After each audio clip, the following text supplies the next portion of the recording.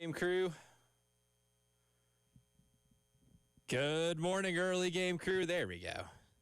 I just had to tap the microphone a little bit. Had to do the whole, is this thing on? Is this thing on? But it is. I'm Elijah Campbell. He's Preston Thorne. And she is Jen Jensen. And just like that, Jen Jensen is back. Give it up.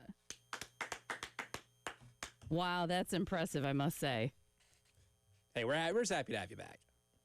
You just don't want to be in here anymore is what it amounts to. It gets lonely back there. I don't know how you do it. I know. That's why I come in and talk to you guys, like just get some human interaction. You feel so far away behind the glass. They just reaching out like some movie where they just reach out but they just can't quite touch. It's what it feels like being behind the producer glass sometimes. It does. It does. But how about the Cubs last night? Oh, I need them. I need them because the Reds are blowing it. Yeah, in 11 innings they blew it. Yeah. It's what happens when you wait 8 innings to hit the ball. Yeah, that's probably not the strategy. All right, guys, this is what we're going to do. We're going to wait all the way to the 8th inning to start scoring. And now we're going to bring the bats out with us. Okay, we're waiting till Paul Skeens out of the game before we actually make contact with a ball. Bring them out now. Just my luck that, the Reds have a massive opportunity to make the playoffs. And all you got to do is just beat the last place Pirates in a series and you'll have a chance. And guess what? Can't do it. Playoff baseball seems fun. I'd like to be a part of it one day. That'd be really cool. It'd be really, really cool. But today, I don't have to wallow in my Cincinnati Reds misery because we're taking a look at Kentucky. That's right. We're moving forward. We're on to Cincinnati or Kentucky, however you want to call it. All our goals are in front of us. All our goals are in front of us. We're on. Kentucky. We've commiserated on the last week's game. We put it in. We buried a hole. We've buried it, burned it. It's done. Done. Over with. On to Kentucky now. On to Kentucky. And now we get our first look at the Kentucky Wildcats. And, well, here's how it's gone. Interesting. I don't say a tough team to read, just based off what they've done so far this year. They survived a game at home against Toledo to start the year, 24-16. Survived. I would say, yeah, they survived. That was an ugly football game. Then Ole Miss came to town. Ole Miss spotted them 10 points early. My takeaway from that game was Ole Miss really got away with it because they did not play well. Austin Simmons did not play very well. 2 first-quarter interceptions, a sloppy game. Not the best from an aesthetic standpoint for a football game. That was not a fun one to go back and rewatch. And I would argue that's exactly what Mark Stoops wants. That's what he wants. If he can get a game that's described as not the best aesthetically, he's right at home. He's a sicko. That's exactly what he wants. He wants to make the game as ugly, as muddy, wrestling in the mud as much as possible. He wants to drag the game to hell. Yes. Take you with it. Yes. That's what they want to do. And that's worked for them for a long time. It has. And so just a preview of the game, that could very well be a distinct possibility of how this game looks when you're playing this type of game, because they want to drag the game where it's just a slog fest, kind of nasty, kind of punt fest. Punting is offense. Yeah. I mean, for instance, Mark Stoops was obviously on the short list for the Iowa job, right? Yep. And he would have walked right in and been like, yes, I've been finally waiting to embrace my destiny. But they will never take that job out of Kirk Ferentz's hands. They will take it. Kirk Ferentz won't give it up. That's correct. That's the thing. And now Kirk Ferentz back. Big weekend. It's a huge weekend for him. Huge weekend. I think they might do it. Iowa looked like they finally have something that resembled an offense. Again, against Rutgers, so they might trick you. And one of those touchdowns was a special teams touchdown. But Iowa back a little bit, something to check out. But then last week they play Eastern Michigan, a 1-3 Eastern Michigan team, and they beat them 48-23. But in that game, Kentucky decided, you know what? We're going to let the youngins sling it, because Cutter Boley started the game and finished the game and put up pretty solid numbers, a pretty solid afternoon, 240 on 12 completions for 2 touchdowns. Didn't complete more than 60% of his passes, but that's ultimately going to be the guy that they run with. And after talking about Zach Calzada being the team starter at the beginning of the year, already benched after 2 games. Yeah, that would qualify as an unsuccessful transfer portal pickup. Again For them. This recipe has not been turning out right for them. They've continued to try this quarterback carousel, bringing in a guy, and it just has not worked for them. The rent a QB. It's like they're using a company for moving equipment to rent a vehicle, but each time the ignition doesn't work. Mm-hmm. It's like, something is terribly wrong with it. But it's like they keep going back to that same place. Yeah, but here's the thing though. Let's be honest. We've been in the transfer portal. Our transfer portal pickups this year have not been successful either. However, it's not the quarterback. No, the quarterback. That's a pretty important one. It's extremely important. And if you whiff on that, it will derail your season. Yes. And so that's where they are. And I haven't been digging up the tape on Cutter Boley, as we've said before the show. Maybe 2027 we have a Cutter versus Cutter matchup. A real cutoff. A cutoff.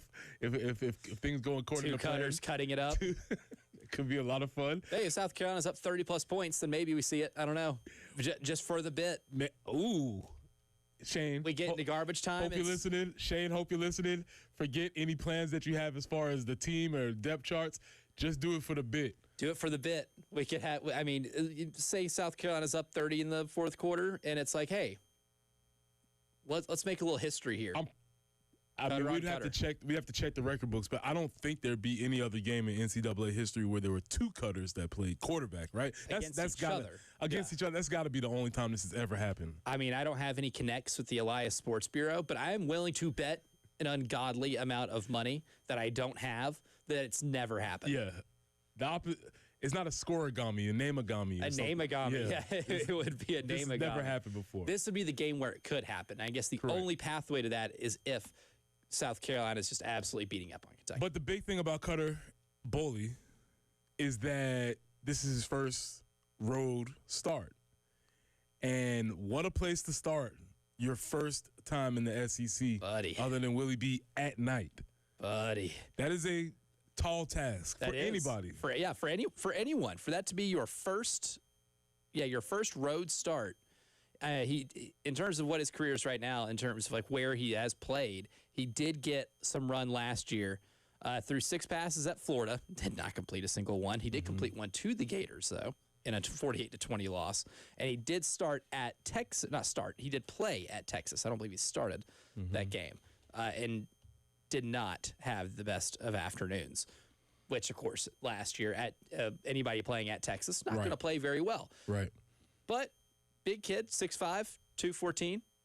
He's basically my size, but an inch taller. Mm-hmm. So, like, they like his size. They love his arm. They clearly like him a lot. And this is, if you're Kentucky, it's the right decision to play this kid moving forward. And this is a really good test for him. That's why the defense in this game is going to be vitally important, because you got to make him make some mistakes. You got to force him into some uncomfortable errors that you make when you're just on the road in a hostile environment. Yeah, we'll get to it more tomorrow when we get through our actual game keys and previews and things like that. But for right now, yeah, it's extremely important. If you're saying this is his first game starting on the road at Willie B, it is imperative for your offense to play well. Make him have to play from behind. Make him play from behind. Panic. Keep the fans in the game. Keep everybody excited. Turn the temperature up on them. Get the fans involved, because this is a game that can teeter. The fans are very frustrated with the offense right now, even though there is some data to say that the offense is improving, but the numbers in some areas. And in some areas. But if you go out there on offense and you go with 3 and out, 2 3 and outs, make this a soft spot for Cutter Boley to start working. That's the That's the interesting. So when we talk about complementary football, if you want to make it hard on their quarterback, we need to be good on offense. Got to make them play from behind. Make them play from behind. Keep the fans involved. Make the environment as tough as we know it to be, because Willie B is going to fill up. But people are still coming in. They're coming in with hopes. They're coming in with dreams. And you have to really get the offense there to fulfill them. Yeah. And this is one thing, too. This should be a Clayton White masterclass here. It should be. Like, in order to win this game and look impressive doing it, got to find a way to dupe this kid. Like, you got to find a way to trick him a little bit. Maybe give him something that he hasn't seen. Make it a lot harder on him on the road to be able to pull out a win and make him have to beat you. But Kentucky's, in terms of who they are, I've found it hard to really grasp if like the performances are really not really good or not. Translatable, I should say, is probably the word, right? You had a lot of offensive success in the run game against Eastern Michigan. You didn't look good on offense at all, and you can really take all the Zach Calzada stuff and throw it out the window because I don't think you're going to see him the rest of the year. He's going to be holding a clipboard for the remainder of the season. So when I went back and watched the Kentucky game, Kentucky Ole Miss game, I was like, well, this maybe not be the fullest reflection of what we see in Willie B on Saturday. But what I will tell you is offensively, even with a guy like Zach Calzada who's played college football for like 20 years, that operation was bad. Mm-hmm. A lot of false starts. They burned all 3 timeouts in the first half because they couldn't get set up, which is the first time I've seen that in college football this year. Like we talk about week 1-iness happening, they had a lot of week 2-iness. Like it happened in the next game. It still was really bad. It's like simple stuff. They couldn't line up. And it's an offensive line that's got a lot of experience. Are they any good? They're all right. My evaluation of watching them was they're all right. Not winning the Joe Moore Award or anything, but they're all right. But they had a hard time in that first half just lining up at times. And who knows what that game would have been like if Ole Miss also didn't shoot themselves in the foot the entire first half and essentially spot them 10 points because of 2 bad interceptions near midfield. Yeah. And so when you say that they're all right, yes, they are all right. However, they are foaming at the mouth this week because they too watch film. Yeah. They too have the film from last week. They too can read that Missouri ran for 285 yards. So when you see that they do it, your natural inclination is to say, we can do it. Oh, and what's the best way to help out your I don't know if he's a freshman or not. I don't know if he redshirted Cutter Boley, but your young quarterback. What's the best way to help him out? If he just has to hand the ball off. Run defense is going to be vitally important. And they do have 2 guys on that team that do run a lot. And some guys that have played a lot of college football. Check his birth certificate. Seth McGowan is the perfect reflection of check his birth certificate. My goodness. If we didn't have to check his birth certificate, the only thing you need to know about Seth is that Shane said Seth was with him at Oklahoma. He was with Shane. He was with at Oklahoma. He has been the head coach for the South Carolina Gamecocks now. This is his 5th season. The math ain't mathin'. The perfect reflection of what college football is in 2025 was with the coach at a previous stop, which was 5 years ago. Yeah. It's not like he was with Shane like last year or something like that. No. 5 years ago. 5 years ago. Yeah. And they have another running back who is the leading rusher at Nebraska, so that's clearly going to be their identity. We're going to dive into that a whole lot more at 6:45 for Run the Ball. But that leads us to this. Kentucky's always kind of been a run-heavy team. Mark Stoops loves to use the Iowa blueprint. He comes from the Hayden Fry coaching tree. They're going to want to play a brand of physical smash-mouth football, meaning you're going to have to wrap up and tackle. Carolina's averaging 15 missed tackles a game in 2 SEC games. Ooh. Not good. But what did Clayton White say about that yesterday? Because the coordinator spoke. We're going to hear from Clayton White about what they're doing to try to address the tackling issues and what it's going to mean for this game on Saturday. Next.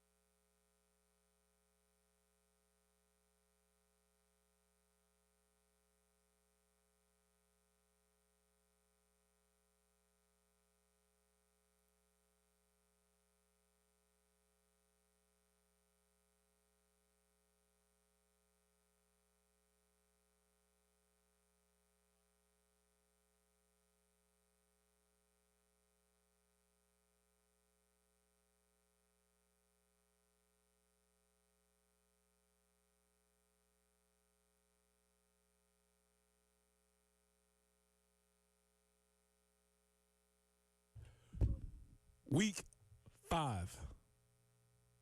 That's right. The season is going by quickly. Already? Already. It's happening. And if you haven't called Integrated Media yet, you need to get on the phone now so you can get your setup ready. You can get your setup ready to watch. Even though the week is breezing by, we haven't made it to the fall, which is the optimal outside TV watching weather. And you can get Samsung service TVs that are waterproof. You can get Sonos outdoor speakers for TV and music, Wi-Fi that works indoors and outdoors. Or my personal favorite, get something that where you can control all your devices from one remote. From home theater setup to adjusting your thermostat, monitoring your security systems from your cell phone, Integrated Media is the company that you need to call. So call Nathan and Michael at 803-948-8327. That's 803-948-8327. Or you can reach them online at integratedmediainc.com.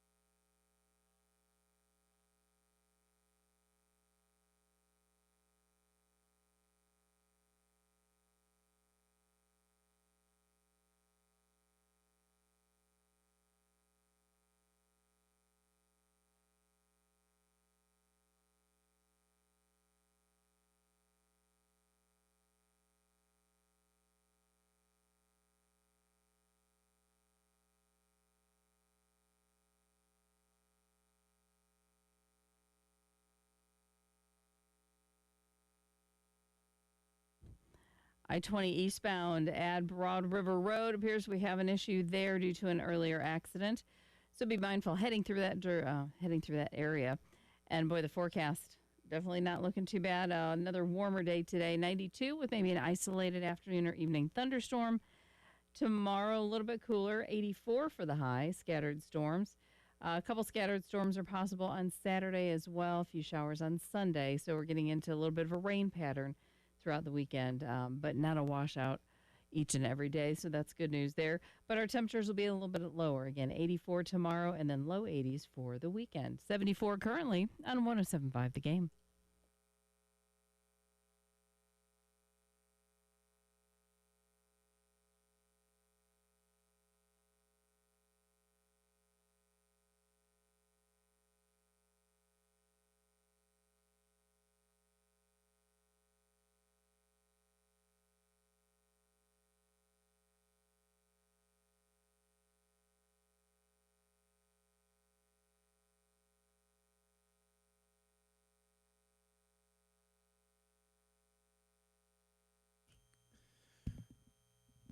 In the year of our Lord 2006, Justin Timberlake brought sexy back.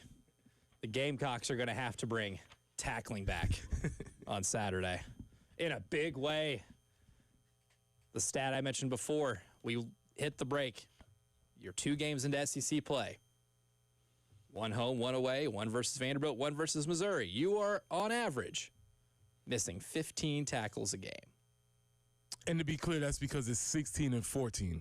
Correct. It's not like it was an aberration one way and then, You had a 30 missed tackle game, which also would be alarming. That'd be tough, one. but you'd be like, I don't know. Alarming. Maybe those guys had some grease on their jerseys or something like that. Maybe something was weird that game. I don't know. But it's 2 in a row where you mid double digits. Not great. Not ideal. Not ideal at all. Clayton White, so you knew he was going to be asked about that yesterday. This will be cut 22, Jen. This is how Clayton White said they are doing, what drills they're doing to address the tackling issue. Yes, the main focus is really, one, we got to make sure we continue teaching some base fundamentals of just wrapping and squeezing. I feel like we was in some spots in the game, the past couple games, where we just been there. We haven't been able to wrap and squeeze and grab cloth and run our feet like you should. So we kind of grinded on that this week and made sure we have, hold on until multiple guys are there. So that's kind of just been the main fundamental focus that we've been locking in on. Wrapping and squeezing. If you remember on whatever day we did Professor P, we talked about what tackling entails, right? Tackling, yes. The tackling Monday? fundamentals. On Monday we talked about it. And we talked about all the parts of your body that are needed to tackle. He said running your feet, so you're going to have to run your feet through the tackle. But the last part he said was wrapping and squeezing. So you're wrapping up with your arms around your body, throwing the club, shooting your gun, whatever you want to call it, and then squeezing with your hands to grab cloth, and you have to not. And the last part he said was, don't let go until the cavalry comes. You got him? Hold on. Everyone else is coming. Help us So- on the way. So basically, you need to be an anaconda. Aren't they the ones that wrap themselves around you? Wrap and squeeze. So your arm, absolutely, your arms would wrap around the person, and you squeeze. You want to bear hug as tight as possible, or anaconda, whatever you want to call it. The only thing that would be different about an anaconda, anacondas don't have arms, and so you have the benefit. fact. You have the benefit of having fingers, and then that's where you have to grab as much as possible. So tackling is a difference between hitting and tackling. A lot of times you want to throw a hit, throw a shoulder, throw an elbow, something like that. But tackling involves using those fingers. Yeah, that's one of the reasons why I guess I'm so terrified of snakes is because something can be so lethal without having any arms or legs. It's not supposed to work that way. No, it's not. Didn't mean to give you the heebie-jeebies this morning. Because now, honestly, I'm going to be kind of rubbing my pants legs because I don't love a snake. So I don't I'm kinda either. Like, ew. Yeah, my ops, naturally. Yeah. Right? Nothing with no arms and legs should be that lethal. But you can be on a football field with your arms and legs by using those tackling fundamentals. And look, it's going to be, I don't want to say an incredibly tall task because I think Seth McGowan is a good running back. I think Dowdell, the other running back that they have, a good running back. I don't think Dante Dowdell and Seth McGowan are great running backs. And really, what you saw this past Saturday with Ahmad Hardy is the best running back you're going to play all year. In combination with one of the best running schemes you'll see all year. Yes. So 2 things. A great running back who executes a great scheme. We cannot say that about Kentucky. We won't say that about Kentucky. They're good. Yeah, I mean, that's the best part of their offense. I mean, when you look at look at the numbers, which we'll get to in the next segment. The next 2 segments, we'll look at 2 different sets of numbers.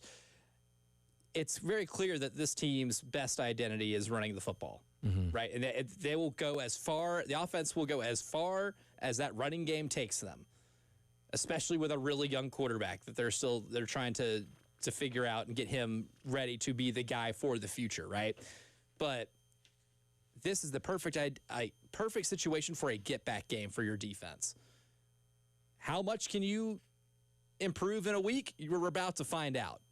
But all those little details that Clayton White just mentioned in terms of just like tackling fundamentals, you're going to have to do because while Seth McGowan and Dante Dowdell will not be winning Heismans, I don't think either of them will be up for the Doak Walker later in the season.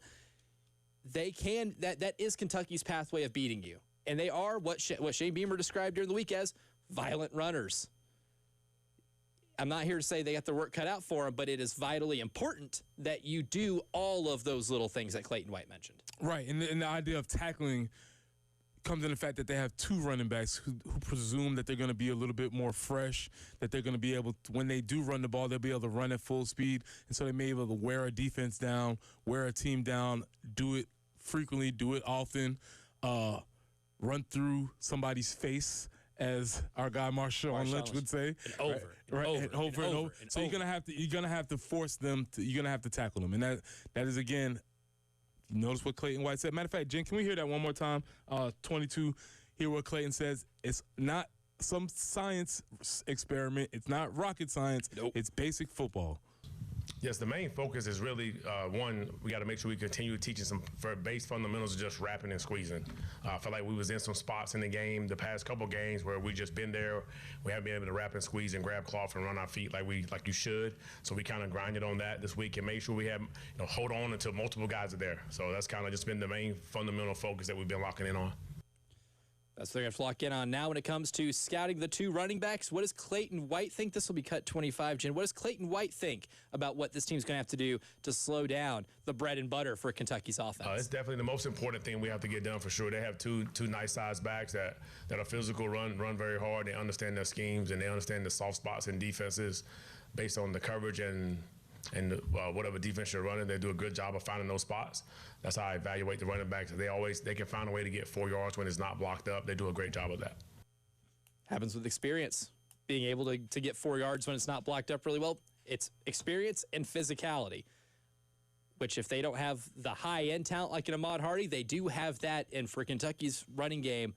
And it reflects on the tape too. It's a high floor. Yeah, so they don't have the skill, but they have the will. They want to be violent. And the age. And yes, and that too. Old man strength kicking in. It's real. It's real. For Seth, for sure. But that's a huge point about, and this is why the probably the number one statistic is going to be tackling. Mm-hmm. Because these guys vehemently do not want to be tackled. And you can't say that for all running backs. Some running backs are easier to tackle than others. These dudes' main skill is not that they can make somebody miss or not that they have breakaway speed or anything or explosiveness. It's kind of just that they don't like being tackled, and they do everything in their power to not get tackled. And that is a skill that a lot of running backs don't have. That's what these two have, and they split carries up pretty evenly. We'll get into more of those specifics later on in the hour. We'll also get nerdy coming up next on Old Man versus Analytics. And Ernest, we will get to you as well on the AAA Heating and Air phone lines in the next segment. All of that and more here in the early game.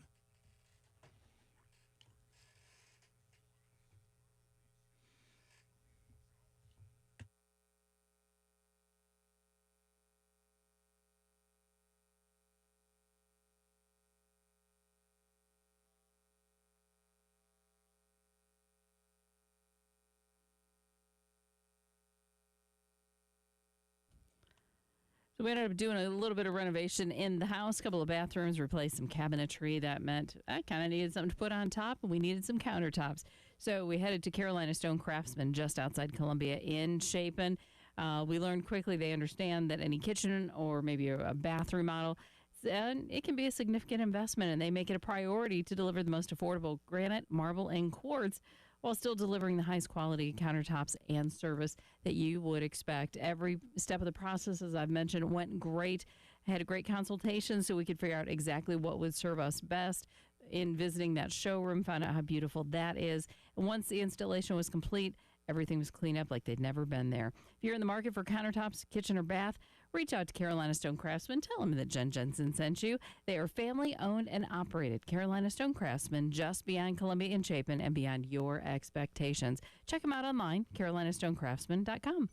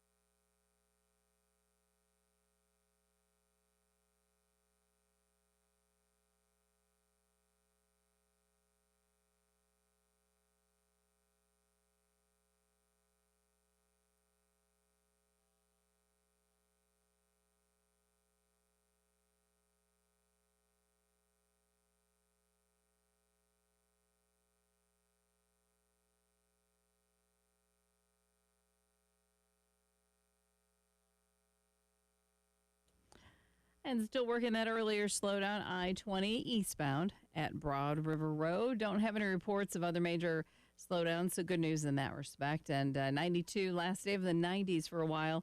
Isolated afternoon or evening thunderstorms possible. Some scattered storms on Friday, 84. Then we'll be in the low 80s for the rest of the weekend with chances for some scattered storms on Saturday. A couple showers on Sunday. 74 currently on 107.5 The Game.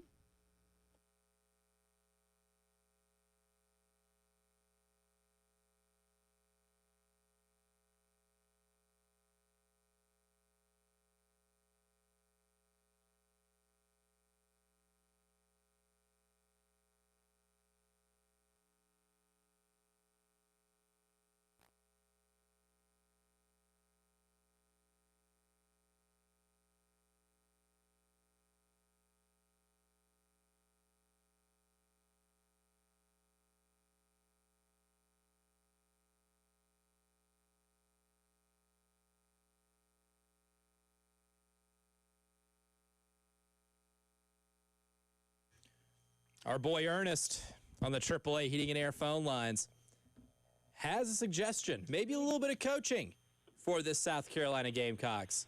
I trust Ernest to bring it. So, Ernest, your message to this Gamecock defense is?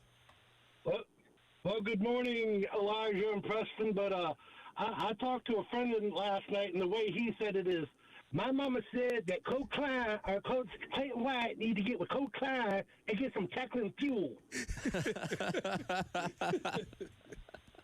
That's a movie I've not watched in so long. How? It's on all the time. You know, it's always on.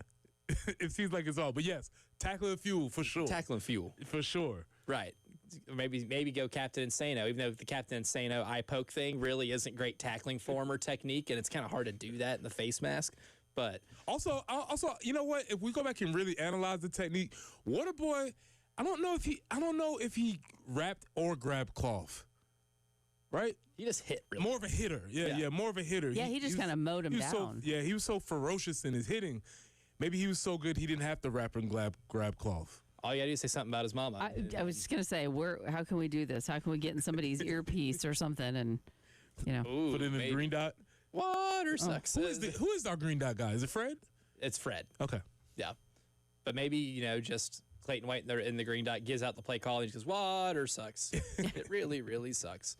And there's go Gatorade the entire time. And maybe that is what's going to be. Hey, I'm up for it. Fuel. Whatever works. Whatever works. Whatever works. Whatever works. But now it's time to get nerdy. Time to get really nerdy. It is old man versus analytics, and we're going to take an advanced look at this Kentucky team. Number 1, Preston Thorne. This was one of my main takeaways from Kentucky Ole Miss was that Ole Miss really got away with it because they were sloppy. Kentucky only blitzed Ole Miss 26.9% of the time. A pretty low number there on Austin Simmons' dropbacks, and both of his interceptions were when he was unblitzed. You think they're going to be a little more aggressive with Lenore Sellers? Kentucky, do I think Kentucky's going to be more? Traditionally, Mark Stoops does not want to be aggressive. That's not his thing. He wants to kind of play the old run up and rally, keep everything in front of you, make you run a 10 to 12 play drive. I don't think so. I do not think they're going to be more aggressive because I feel like if you're more aggressive with Norris, you play into his hands of him. 1, you're playing man-to-man coverage. 2, if he breaks one of those tackles, he's off to the races. So no, I don't expect them to be more aggressive. I may expect them to be even less so. Ooh, more conservative defensively. Yeah, I do because that's just what Stoops does. He likes to play. I kind of like it. He likes to everybody to get to the balls, keeps everything in front of you, and that just make the mistake. Now, on the offensive side of the ball, the passing game hasn't been very explosive because clearly they've had a quarterback crisis through 3 games this season, which is probably not the spot an SEC wants to be when considering they've played more team games in the MAC than they have the SEC. But they do have an interesting weapon in the passing game. Kendrick Law, Alabama transfer, picking up 10.8 yak yards. So yards after catch per reception. But with an ADOT, average depth of target, of only 3.8. He does line up in the slot 82.1% of his snaps. This is going to be a big Brandon Cisse game to be able to limit arguably their most unique weapon because they use Kendrick Law in a lot of ways, not just the passing game, a lot of jet sweeps, a lot of motion.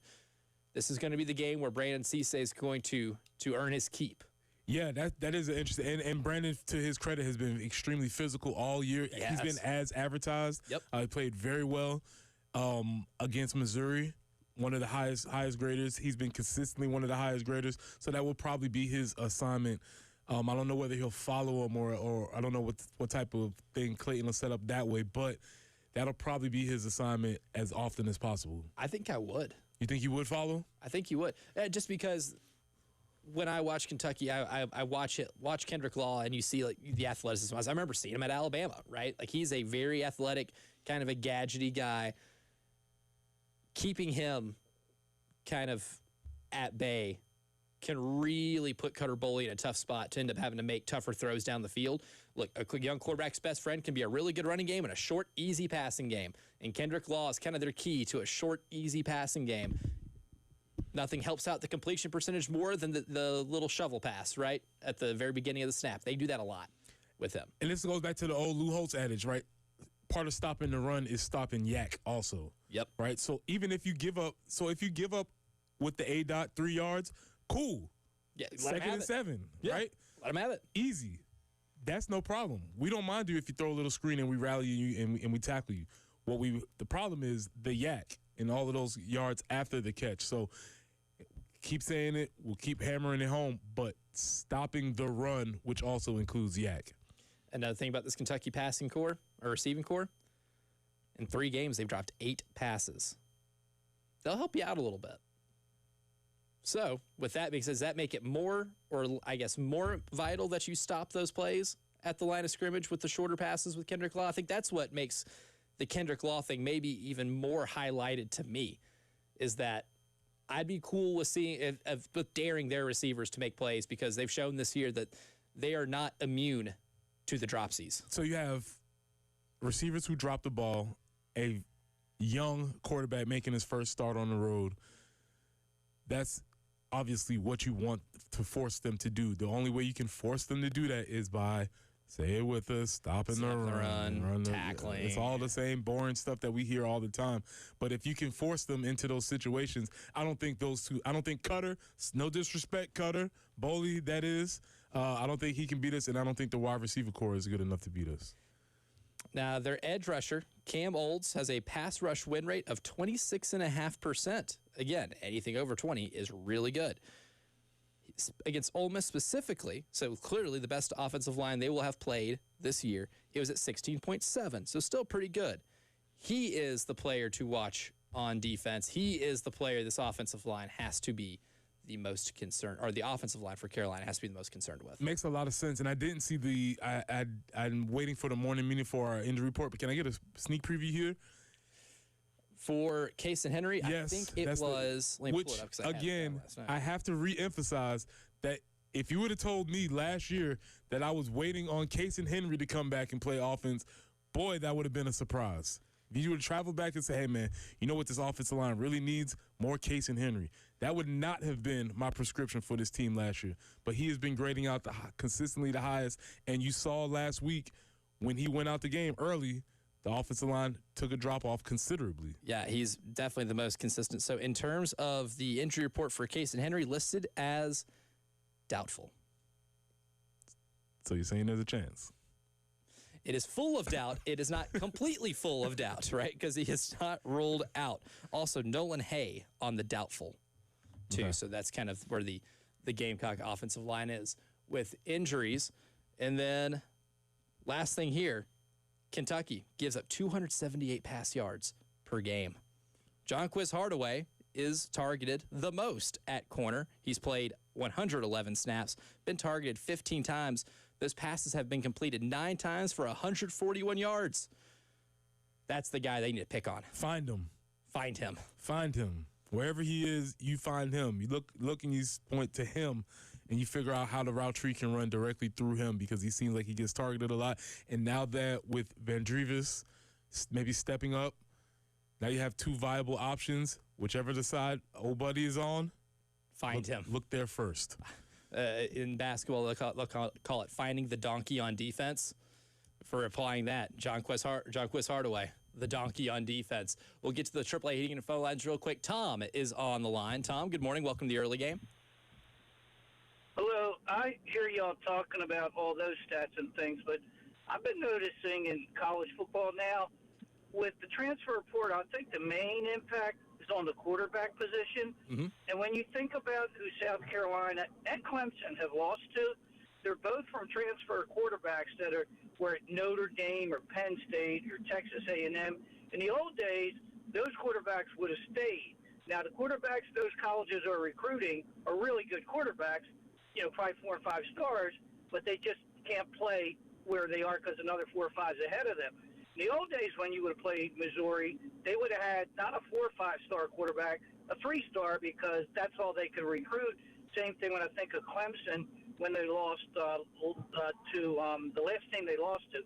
The transfer was either from Notre Dame or Penn State. But if I'm correct, the quarterbacks that the Gamecocks and Tigers have lost to have come from Penn State, Notre Dame, I think Texas A&M, New Mexico State for Vanderbilt. But I get the point. And then the Vanderbilt quarterback, but he's like in his 10th year of college football. It's like 30 years old. Yeah, I think in the old days, if you want to call it that, which was probably 5 years ago, I think Clemson and South Carolina wouldn't be in the crisis they're in. Thank you for the call, Tom. Yeah, we got to hit a break, man. But yeah, I mean, that's an interesting point. We'll address that to start the next segment. We'll do that, and we'll run the ball, breaking this game down from a running game perspective. That is next here in the early game.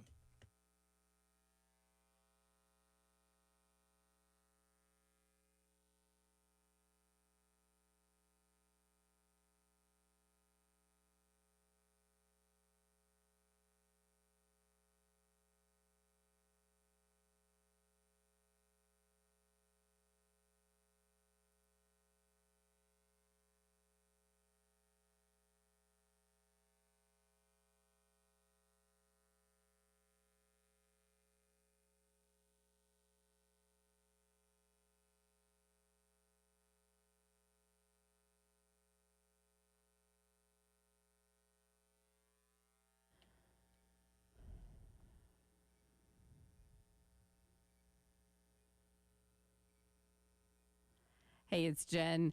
Discover the unparalleled quality and selection at Mill Street Flooring. They're your go-to destination for the finest luxury vinyl plank flooring in the Midlands. Distributor of Case Luxury Flooring, offering wear levels from 12 to 28 mils for durability and style. Now, if you're a contractor, or builder, and installer, maybe doing a home improvement project, you're going to appreciate their factory direct prices and manufacturer warranties. And with samples available, luxury vinyl plank, and a wide array of patterns and colors, you're going to find the perfect flooring instantly.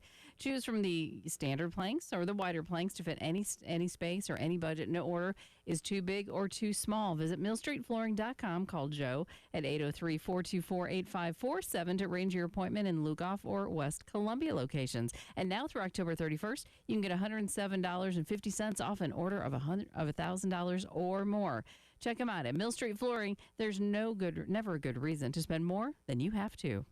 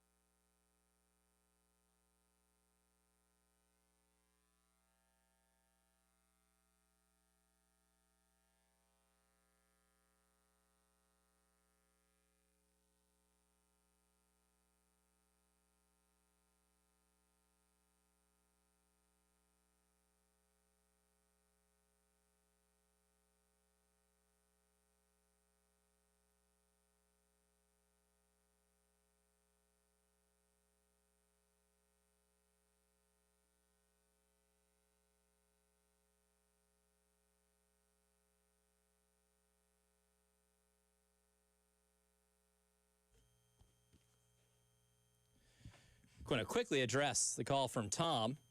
We had to cut him off there because we had to get to a break. We have to pay these bills around here. These lights don't turn themselves on.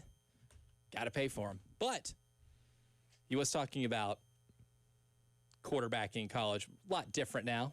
Teams that have beaten South Carolina have used transfer quarterbacks. Bo Prabula from Missouri. Got the Tim Tebow snaps at Penn State. And then the week prior, Diego Pavia at New Mexico State. Yeah, makes things different. But that's just part of the world of college football we live in. Look, quarterbacks, you only play one at a time, unless you're Lance Leipold at Kansas, and you can get really freaky sometimes. Yeah. Put two on the field at once and find a way to make that work. But you're not playing, behooves you to go somewhere else. We get introduced to more QB talent than I think we have in the past. Yeah, and this is, it depends on what you're saying, the new world, because we've been obviously in this quarterback transfer world for at least a decade now. Mm-hmm. And so the idea of this being, it's not a new thing, and it's a part of the game. Ideally, what you want to do is want to be in a situation like South Carolina, like Clemson, where you recruit a young person, highly recruited or slept on, where you can develop them through your system and you can keep them for the amount of time that they stay. That's the ideal situation that you would want to be in, and we'll see how that ends up working out. Now it's time to run the ball, because that's going to be a big thing, Brent Key would say. Run the ball. Yes, he would. I love that sounder. It's the best. It's the best. It's the best. And that's going to be, it was pretty big last week. It's going to be as big this week, but not because you're playing a better running back, just because this team relies more on having to run the ball because of the quarterback situation. I think Missouri's in a much better position with Bo Prabula in terms of knowing what they have and confidently doing it than, say, Kentucky does with Cutter Boley, who they're still, again, young quarterback. They like him, but he still has to play a lot more football in college football to get to where they probably want him to be. From the Kentucky standpoint, from their offense, their running game, we talked about Seth McGowan and Dante Dowdell. Now, they've got similar snap counts. McGowan's been in on 56 snaps. Dante Dowdell has been in on 46 snaps. But the carries are a lot more different than that. 51 carries for McGowan, 36 for Dowdell. Dowdell, an okay rusher, but McGowan's gotten into the end zone 6 times. They rely on him a lot, especially in the more short yardage situations and goal to go and things like that. He's got 159 yards after contact. He has 275 yards total. The run blocking, again, I alluded to this. This is kind of the Elijah Campbell interpretation of watching Kentucky. Their run blocking is all right. Not going to win any Joe Moore awards, but he does fight for a lot of yards after contact, picks up about 3 after contact per carry. Yeah, and to go back to last week again, I think the running back is not as good and the offensive line is not as good. Mm-hmm. That being said, you've really struggled, and when I say you, I'm talking about us, talking about Clayton White's defense. They've really struggled to stop the run. As of right now, 3rd worst in the SEC. Dramatically swayed by giving up 285 last week. That will weigh out the averages a little bit. That will change the averages for sure, but 3rd worst in the SEC cannot win like that. Cannot win with the running the ball like that, especially in this type of game, because if Kentucky can run the ball, they can choke the clock, they can take the fans out of the game, they can put Willie B to sleep, and that neutralizes one of the major advantages that you have in this game against a young quarterback, is that the crowd is in a frenzy. The crowd's going crazy. They're yelling and screaming. But if you're just running the ball for 3 yards in a cloud of dust and it's another first down and it's kind of slow and a little bit boring, that is going to neutralize one of our advantages. And they're going to want to take the ball in Orris Sellers' hands, too. And in terms of the rushing defense, look, the rushing defense might look a little better on paper because they've played 2 MAC teams that don't necessarily run the ball a ton. But Ole Miss's Kwan Lacey ran for 138 on about 5 yards a carry. And here's the kicker. Austin Simmons, 5.5 yards per carry at quarterback. Trinidad Chambliss got in there, picked up 4 yards per carry at quarterback. QB design run game, I think this might be one of those. Hour number 1 is in the books. Hour number 2 is coming up next.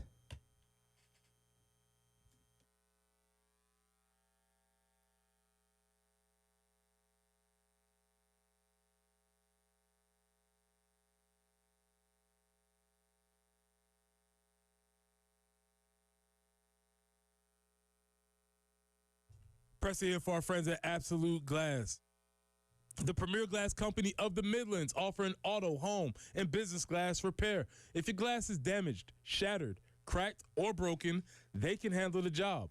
If it's a cracked windshield, that's no problem. They'll come out to your location and they'll replace it for you, usually for free, and they work directly with the insurance to take away the headache. That's right. They'll come out to wherever you are, school, home, work, it does not matter. Absolute Glass will come out to you and take care of the job for you. Now, if you're at home looking to increase the value of your home, you can do that with new windows or mirrors, and Absolute Glass will take care of that for you too.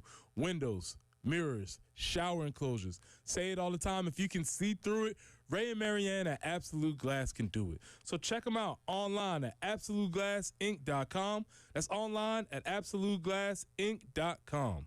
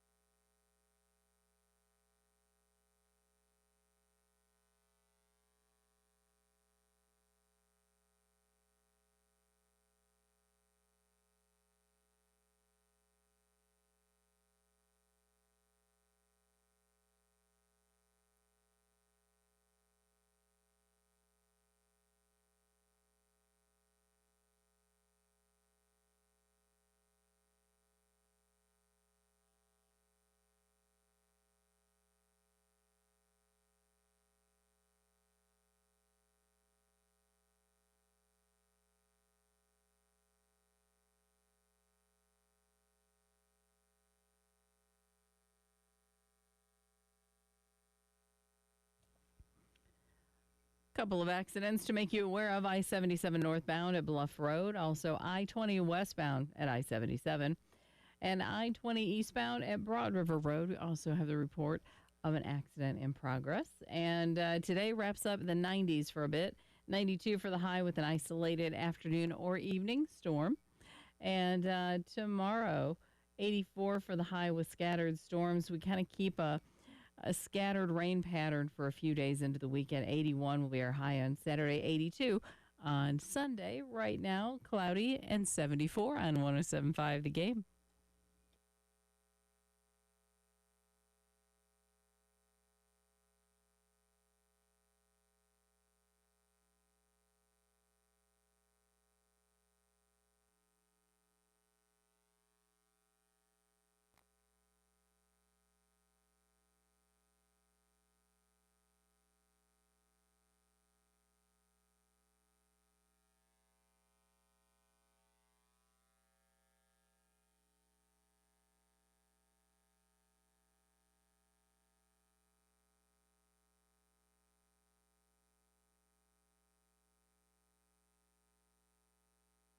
Hour number 2 of the early game starts right now. I'm Elijah Campbell. He's Preston Thorne. She's Jen Jensen. And walking into the studio with the sickest shirt you will see, our friend Nick Harvey from Team WIS, who is here for this hour for the early game underdog challenge. Spoiler alert, Jen put in work over the weekend. Big weekend. I'm just saying. She's looking dangerous. Very dangerous. Already in the very early days of the competition, Jen has put up now a record for most points in a week. A 21-point week. That'll help you out a little bit. Pretty excited about that, not going to lie. That was a splash. So Splash. 16.5 from Syracuse, 4.5 from the Lions, which is an incredibly fun game on Monday night. You know, we love the segment of running the ball so much, we wanted to continue it because we got to Kentucky's run game, their run defense, and their run offense. But the run defense told us a little something. In their one game against SEC competition, which they did play quarterbacks who do like to run the ball and who do so pretty well with Austin Simmons and Trinidad Chambliss, which that's one thing to watch for this year because Trinidad Chambliss named the starter, and he's playing well enough. I don't know if Austin Simmons gets that job back this year. Ooh. I don't know. He's playing really well. He's really good. And because of the school that he went to, I know it was a lower level school, so this guy did not come from Penn State or Notre Dame. Ferris State is where he came from. The Fighting Wets. Oh man, I think they're the Bulldogs. Okay, they might be. They Sounds might good. be. Which is always. They're obviously would Ferris State even be in the top? I don't know, 20 Bulldogs. Are they even a top 20 Bulldog? Because there's got to be at least 20 Bulldogs and that are better than FBS. You know? Yeah. And I think he did win a Division II national championship. Okay, winner. That is something I do take seriously. But at the quarterback position, you don't oftentimes see Division II players make the jump and then go into the SEC and immediately play the way that kid has. He has been fantastic. But going into looking at Kentucky's history in the run defense against SEC teams, which I should just edit to SEC team. They've only played one SEC game so far. Kawan Lacey in the running game for the running back for Ole Miss had himself a day. Now, Austin Simmons, from a running perspective, also had a really good day. Sacks excluded, carried the ball 9 times for 38 yards, over 4 yards a carry. Only 2 of those were scrambles. Trinidad Chambliss picked up 13 yards on 3 carries. That's 4.3 per attempt. All of them designed runs. He had 1 of 10-plus yards. Ole Miss used design runs really well against Kentucky.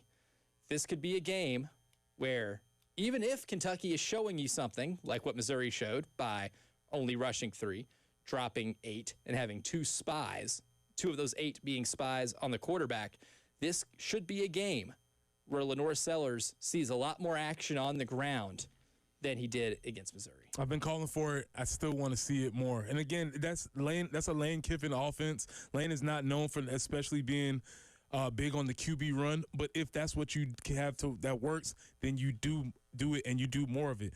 Unfortunately, before he was injured, John Mateer, who was the engine for that group, he was running the ball. You have to be able to do that, especially if you're talking strategically. They call the quarterback runs +1 because it adds another blocker if he blocks, provided he has to block. That was an issue on Saturday. That was an issue, but he gives you person. But you can fix that through personnel. Put a big in there. Hey you dude, cowboy collar, 44, come here. Come block somebody, and Reese Brown. And you can figure things out. I want to see more quarterback runs, and I think that's a prescription for what's hurting the offense right now.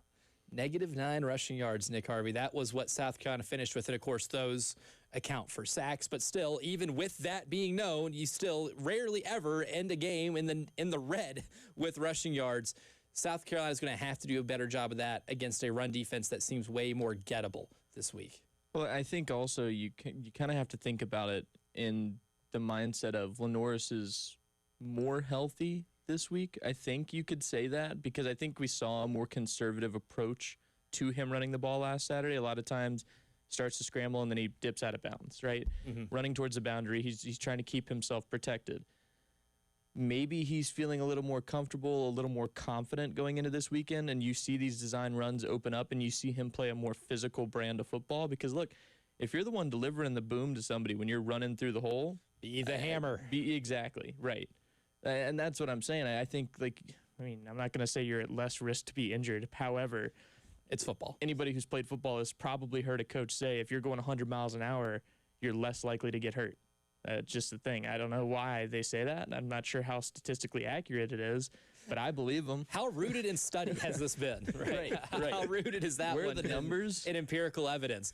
But here's the thing, too. It doesn't have to be, like, we think about Lenoris running, and I think the first image that pops into everybody's mind, if if you're driving, don't do this. But if you're sitting in a comfortable spot and you are not behind the wheel of an automobile, just close your eyes and think about Lenoris Sellers running the ball. I guarantee you I'm looking at the same play you are, and that's the 3rd and 16 against Clemson. That is, a multitude of plays where he broke off large runs. They don't have to be that. It wasn't that for Ole Miss. Like, they didn't break off a ton of long runs. Now, they did get a couple 10-plus yarders from Austin Simmons and Trinidad Chambliss, but they were successful in the short yardage stuff, too. And I think that is where Lenoris maybe is most valuable, because he is such a big body, so hard to tackle, that sometimes maybe your best running offense on 3rd and short, if you're able to get to 3rd and short or 2nd and short, or it's a situation where a power running is needed, that might be your best offense, because it does seem to work SEC on SEC against this Kentucky team. Well, we've seen this. We've seen this when at Clemson, the perimeter run prior to the 3rd and 16, they got him on the perimeter, lead blocker out there, let him figure things out. But that was Dow August. Okay, cool. But we've also seen Mike Shula do this against Virginia Tech. When they needed to ice the game, they ran that play. Yep, and that's so it's in the playbook. Yeah. You got to go find it. Dust it off. Pull it out of the folder. I don't know. But that is a play that is there. So when you're saying run, it doesn't have to be scramble, and it doesn't have to be inside zone. They can run him on the perimeter with guys that are out there blocking for and with him. And they're going to have to figure that out, because right now, 130 out of 136 in rushing offense is not going to cut it. No, it is not going to cut it at all. And Mike Shula talked about the struggling run game. This is cut 10. He was asked about that performance against Missouri and his assessment of it. Yeah, I just think it was, well, number one, when you lose yards on early downs, then it's hard to run the ball on 2nd and long. We just got to be better overall. I mean, it's all of us. It's coaching and playing better. It's up front. It's the backs. It's it's a little bit of all of us. It's frustrating because we had drives where we were moving the ball and got the ball in the end zone, and we had drives where we were moving it and foul on the goal line and lose yards, and so it's just overall just. I'm not going to say it's just one thing here or another, but we definitely have to run the ball better and coach the running game better, and calling it better and have good balance, all that kind of stuff. Hey, he said have good balance. But what do you think that means when it comes to your offense and your running game? Yeah, I don't know. I don't know, because I mean, when you say we have to coach better, that covers a multitude of things. It's pretty vague. That's very vague, and that's very vast, and it's opaque as far as what does that mean. So yes, obviously, because you don't want to be 130 out of 136. That's disgusting. You're in MTSU territory. Yeah, yes, you are. I was gonna say they might be behind MTSU. 127. and look now. And if you remember from Team Crush Tuesday, Purdue 126. Well, at least the company you're in is fun. As I said, but it's fun. this is not a neighborhood you want to live in. No, it's not a neighborhood you want to visit. You go through this neighborhood, you say, "Ooh, this is a scary place," because none of these people can run. I don't like the way these people do things. You have to be able to run the ball. And that is an emphasis on physicality, an emphasis on will we're going to do it. And I also kind of disagree with the idea of you can't run the ball on 2nd and long, because you can run the ball on 2nd and long. You're absolutely right. And to the point, going back to the balance, I almost wonder if you don't just try to keep things extremely simple, right? Like, just give me some zone blocking schemes. Don't get fancy pulling guards, tackles, centers, whoever you decide you're going to pull. Like, until you can establish that you can block 5-on-5 with nothing fancy, and a pull's not fancy. Like, I'm not saying that is a big, out of this world, extravagant right. thing, but I want to see you block 5-on-5 successfully for 3 to 4 yards a pop, and then we start calling powers and traps and everything else. You know what I mean? Like, our counters. Like, it's just. There needs to be a balance, but at the same time, like, you can't have balance if you can't run the ball in the first place. So I mean, I don't know. It's hard to say we're trying to get more balance when you rush for -9 Yeah. and you wonder what that means. Again, you know what Missouri's balance was? Stretch left, stretch right. Give that guy the ball who's the best running back in America right now. Give him the ball and let him do his thing. Yeah, we gave it to him going left 5 times. Oh, let's give it to him right going 6 times. Right? Let's mix it up a bit. Let's go right this time. Yeah, like that's Same play. exact same thing. And they gashed Carolina with it. Going to the AAA Heating and Air phone line. Sandy is on the line with us right now. Sandy, good morning. Welcome to the early game. Good morning, guys. How are you? Fantastic. How are you? I'm good, man. It's the first time ever calling in. I enjoy the show, but welcome. I just had a comment on Clayton White, talking about the defensive line not being able to tackle. They got to wrap guys up and hug and squeeze and grab whatever they can. I just think at this point, these guys ought to know how to tackle.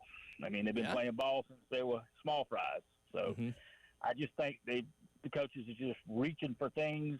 They're doing the interviews. I just don't know if it's talent.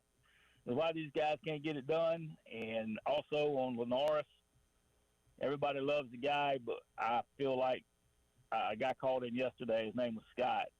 Said that he thinks Lenoris is hurt. I was watching some film too, or some replays, and he's just not himself.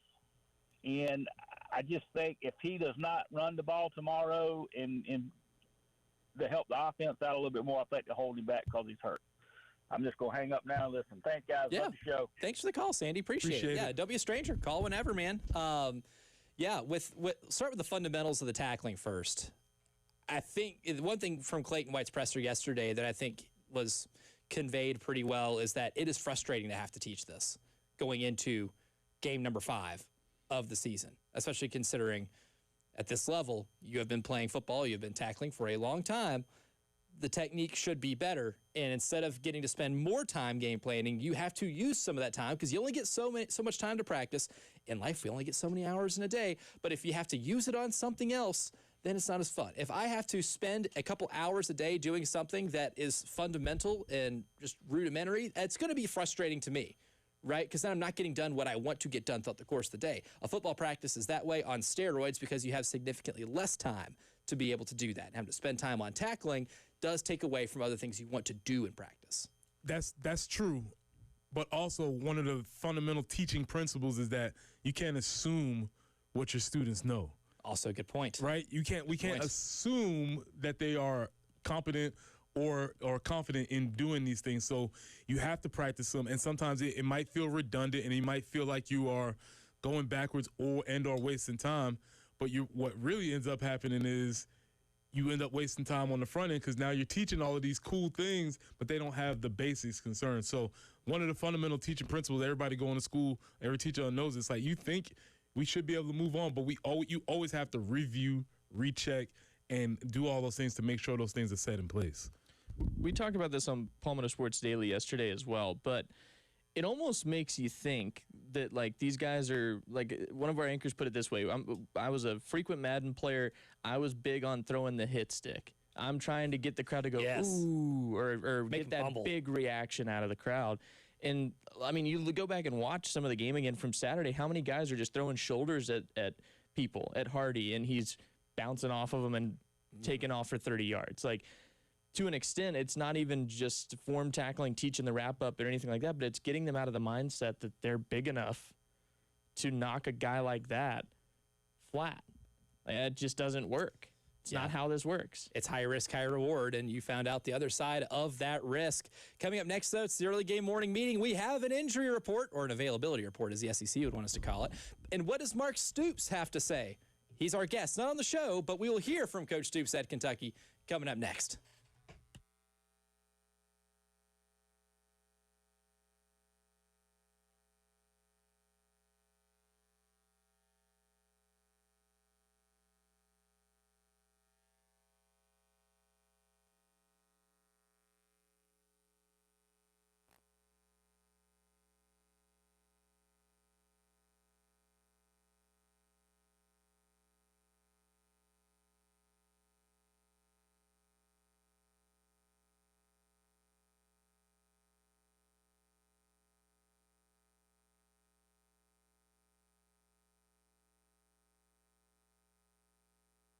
Tackling is a fundamental part of football, and protecting your home from the elements is a fundamental part of your home's operation or your business's operation, right? Midstate Roofing for nearly 30 years has been taking care of that part of whatever building you own.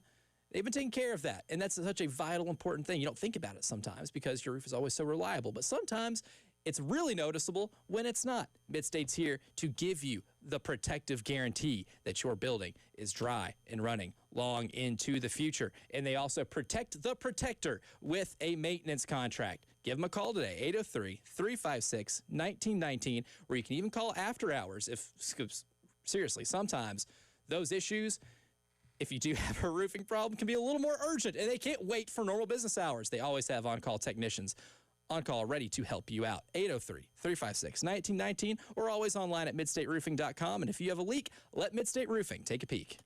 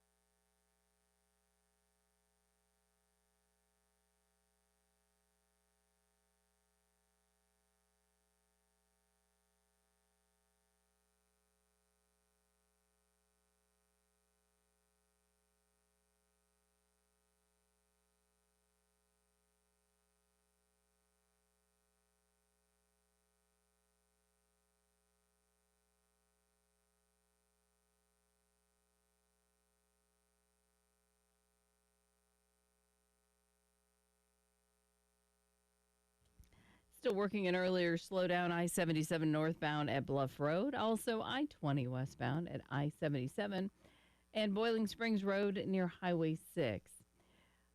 92 will be our high today, maybe a couple isolated afternoon or evening storms. Then we get a little bit cooler temperatures, a little more fall-like.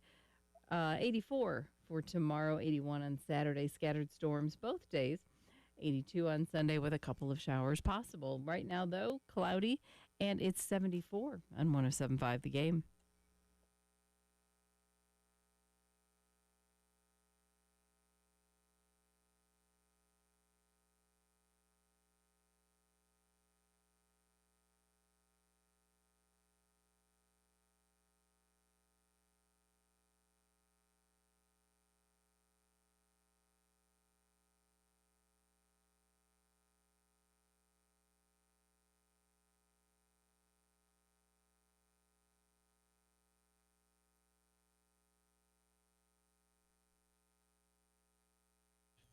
Before we get started with the morning meeting, Rodney on the text line, the Firehouse Subs text line, said the real name for Ferris State, because that was a topic of discussion earlier. The Ferris State Fighting Buellers.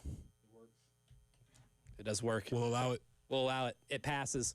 Way to go, Rodney. But with that being said, it's time to start the morning meeting. Good morning. Repeat after me. Today will be an awesome day. Let's go. Good morning, great today. Today will be an awesome Yes, it will. day. Good morning, great today. Today will be an awesome day. Always is, especially when you get to talk about football. And we'll get to talk about who gets to play football on Saturday, potentially, because this is the initial availability report in the SEC for South Carolina. Listed as doubtful: defensive back Buddy Mack, offensive lineman Nolan Hay, offensive lineman Kason Henry, defensive lineman Gabriel Brownlow-Dindy. 2 names listed as questionable: DQ Smith, Judge Collier, both defensive backs. So Buddy Mack being a defensive back, you have 3 defensive backs on this report, and 2 of your more experienced defensive backs, which are listed as questionable. 1 of your best run stoppers as doubtful, and the offensive lineman who's playing the best this year by far, Kason Henry, also doubtful. Yeah, and that's concerning for sure. I guess I didn't realize that Gabriel Brownlow-Dindy was suspected or was going to be on the list. I know he went out, but I didn't know how that was going to continue. We'll see how it goes. It's just Thursday. Still got another day or so as far as healing is concerned, and we'll see how big a jump they can make from doubtful. This is also getting into that part of the season where a lot of people probably could be questionable to doubtful.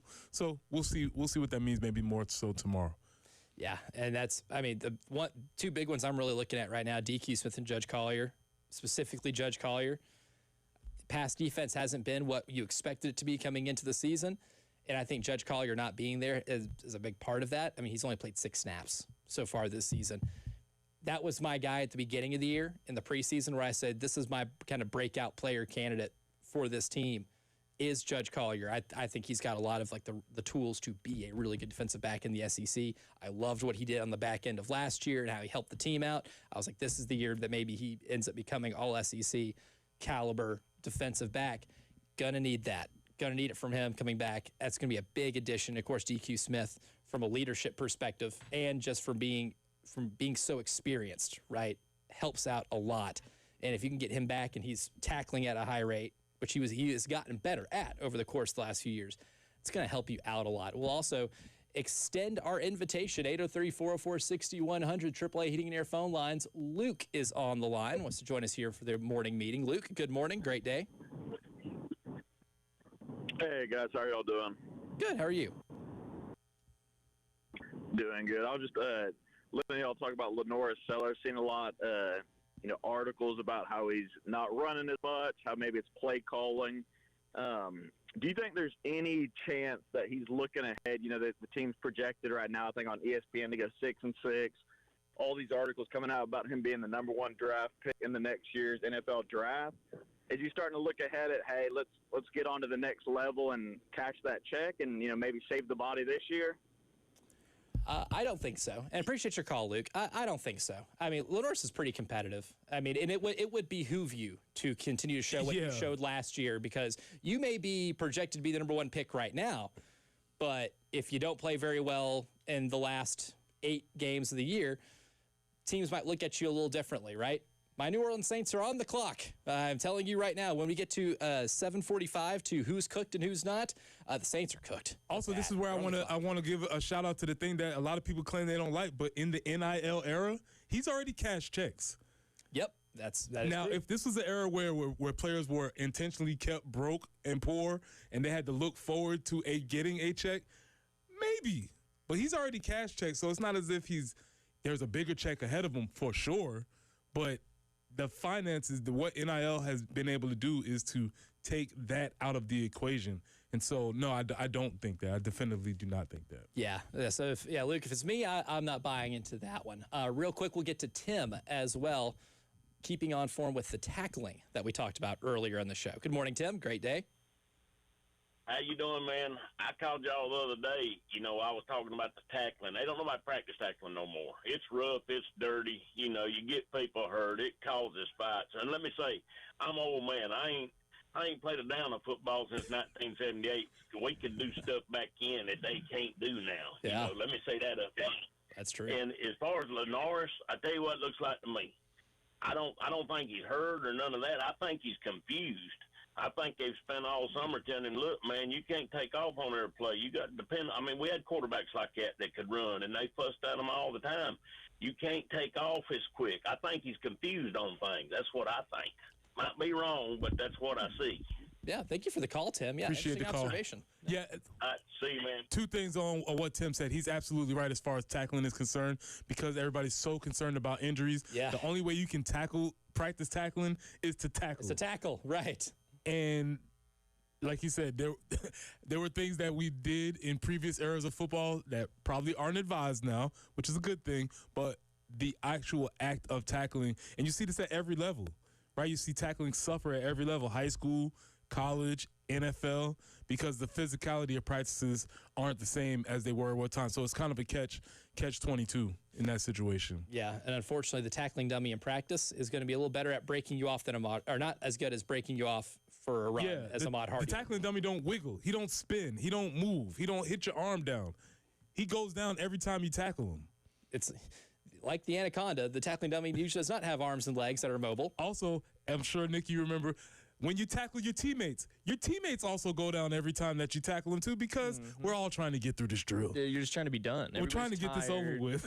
But to your point, like there was also those points, like, and I mean, granted, this is as recent as 6 years ago now for me playing football, but you get to that point in the season where if you have enough struggles with this, you come out to practice one day, the coaches come out to practice, you warm up, and it's real quiet, and it's like, oh man, this is gonna be we're gonna run Oklahoma drills or something like that. Something bad's gonna happen today, and then the next thing you know, we're half line. You got 2-3 linemen, a running back, and 2 defensive linemen and a linebacker, and we're gonna find out who's better and who wants it more. I mean, like at some point, that attitude adjustment has to happen, but at the same time, like you just said, Preston, is it that different now where they can't just go out there and say, hey, we're gonna hit people today?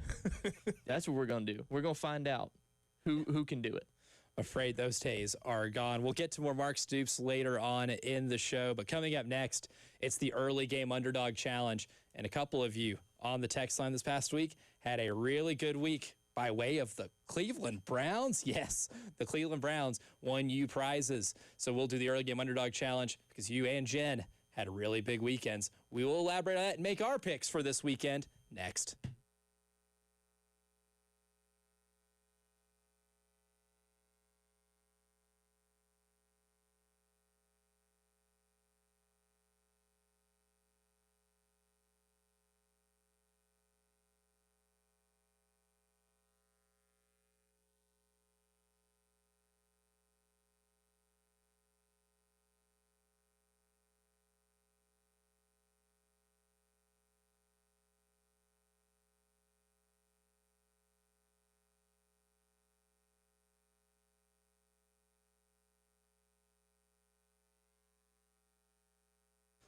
Look, time is running out. We are almost at the deadline to be able to join a Pro Swing Fall League. Look, Pro Swing is one of my favorite places to go because the Golf Zone simulators are seriously one of those things that are so cool. You don't get how cool it is until you've actually gotten to try it and play on a few courses, get to take some practice swings and have the fun at Pro Swing, where they take that fun now to another level with spots in their fall league. The first week of the league kicks off really soon, September 29th. That is coming up here in 4 days, to be exact. I can even do that math, and it will run from the first week, it is September 29th to October 3rd, 12 weeks of league play. Plenty of action to go around at both locations, too. So there's flexibility. The Forest Acres location and the Chapin location. And they have anytime or dedicated league nights. In order to get more information, call them at Pro Swing, 803-528-1617. That's 803-528-1617, and register for Pro Swing's Fall League.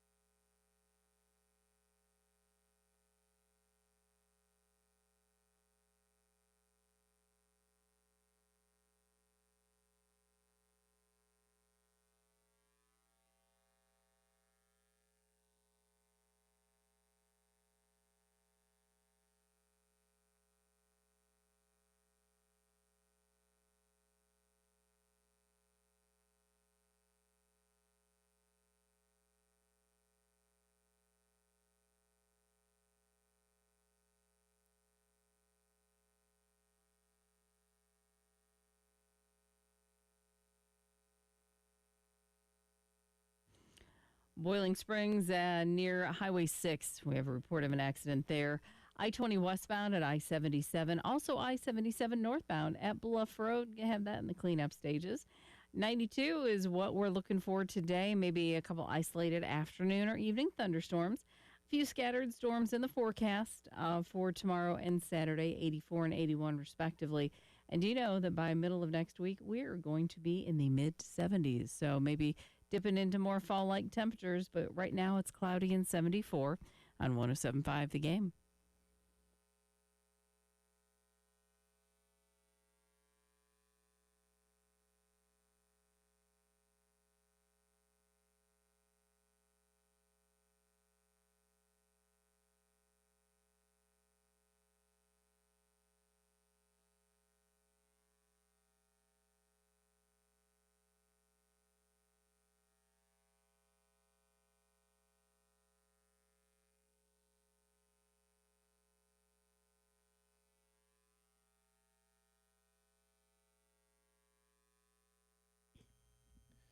It's the early game underdog challenge. And before we get started, I give some shout outs to Jeff and Sean C. Now, Jeff and Sean both had the same picks. They picked South Carolina in college, but they hit on the Browns at plus 7.5. And for our listeners, that was all that was needed to be able to win. So congrats to Jeff and Sean, and double congrats to Jeff because he just went back to back like he's on the cover of Lethal Weapon. Okay, is a thing becoming a thing for Jeff? Yeah, a thing is becoming a thing. I am noticing a trend with Jeff. What does he know that we don't? Yeah, what is your secret? Yeah, because I would have either he hates the Packers or he's a Browns fan because I don't know how you picked that one. And that, which ended up being one of the more exciting games, even in a low-scoring affair. That was a really good game. It's easier to hate the Packers. Understood.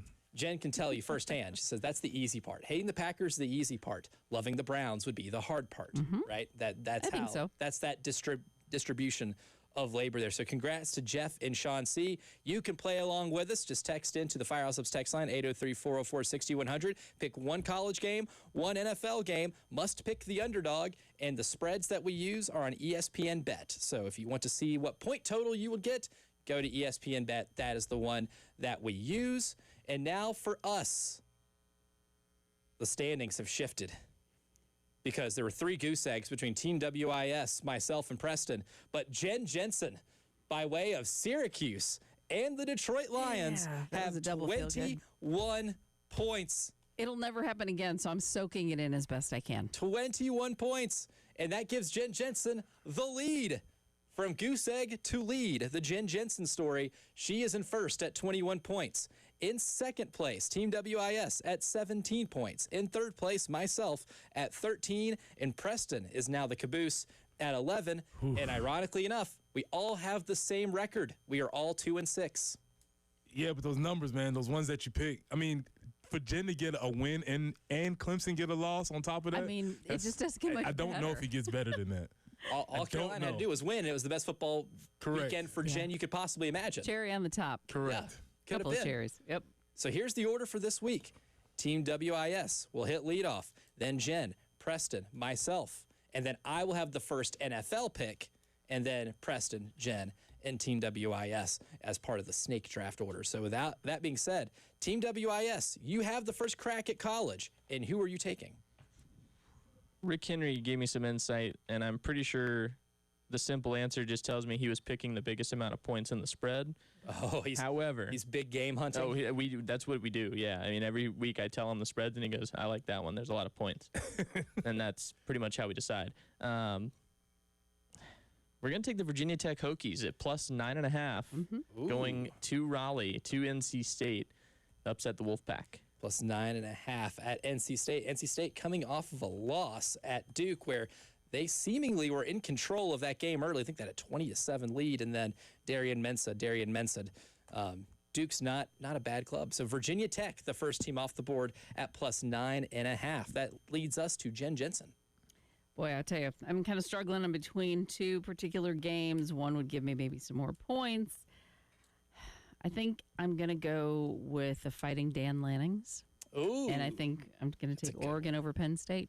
That's a good one. So a good little rematch there. Second on the list here. That one was definitely definitely on my list. That's the 3.5. like the game of the weekend at 3.5. So Oregon plus 3.5 at Penn State. Not oftentimes is Dan Lanning available to pick in this game because he's rarely an underdog. So when you have the opportunity, sometimes you simply just must take it.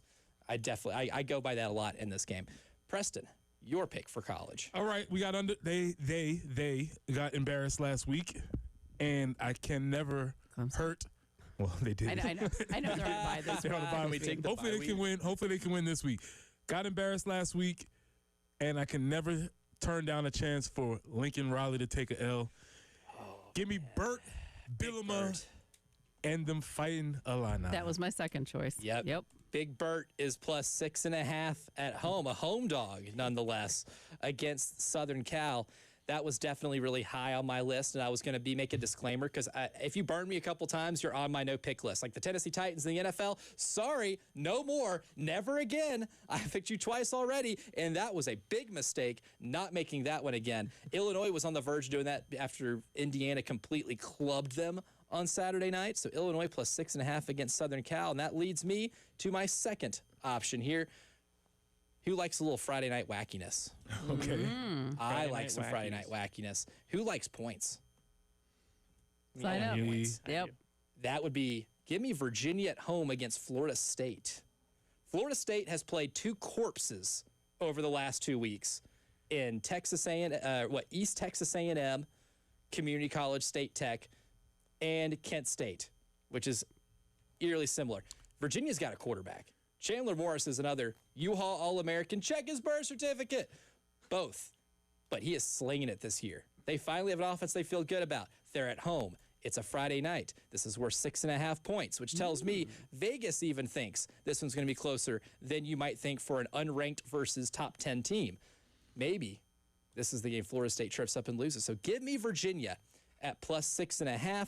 And in the NFL, give me the Buccaneers at plus 3.5 against the Eagles. Just looked at that one. The home dogs bark the loudest, and I found a home dog that's got that dog in them at quarterback because Baker Mayfield in 3 games has led 3 game-winning drives. They got something going on right now, and I want in on that action. That'll be a big one in the Thorne household because my mother does tend to cheer for the Eagles, and we obviously know her status on Baker, though might be changing. She dropped the nugget the other day. I was like, it's interesting. Is she slowly becoming a Baker Mayfield? I don't think so. She just said Baker's playing well. I was like, okay. That's one step closer. We'll see what that means. One step closer to truther. So now back to Preston. Big win last weekend against my Falcons. Rise up. They're not really doing that, but okay. Not doing that, They but have to rise up to the scoreboard because I think I just sniped Nick. Give me the Panthers over the Patriots. That was my second option. If I had a second option. So the Panthers plus 5.5 in Foxborough against a Patriots team that let the Steelers get away with it. Got away with it. The Patriots had that game won.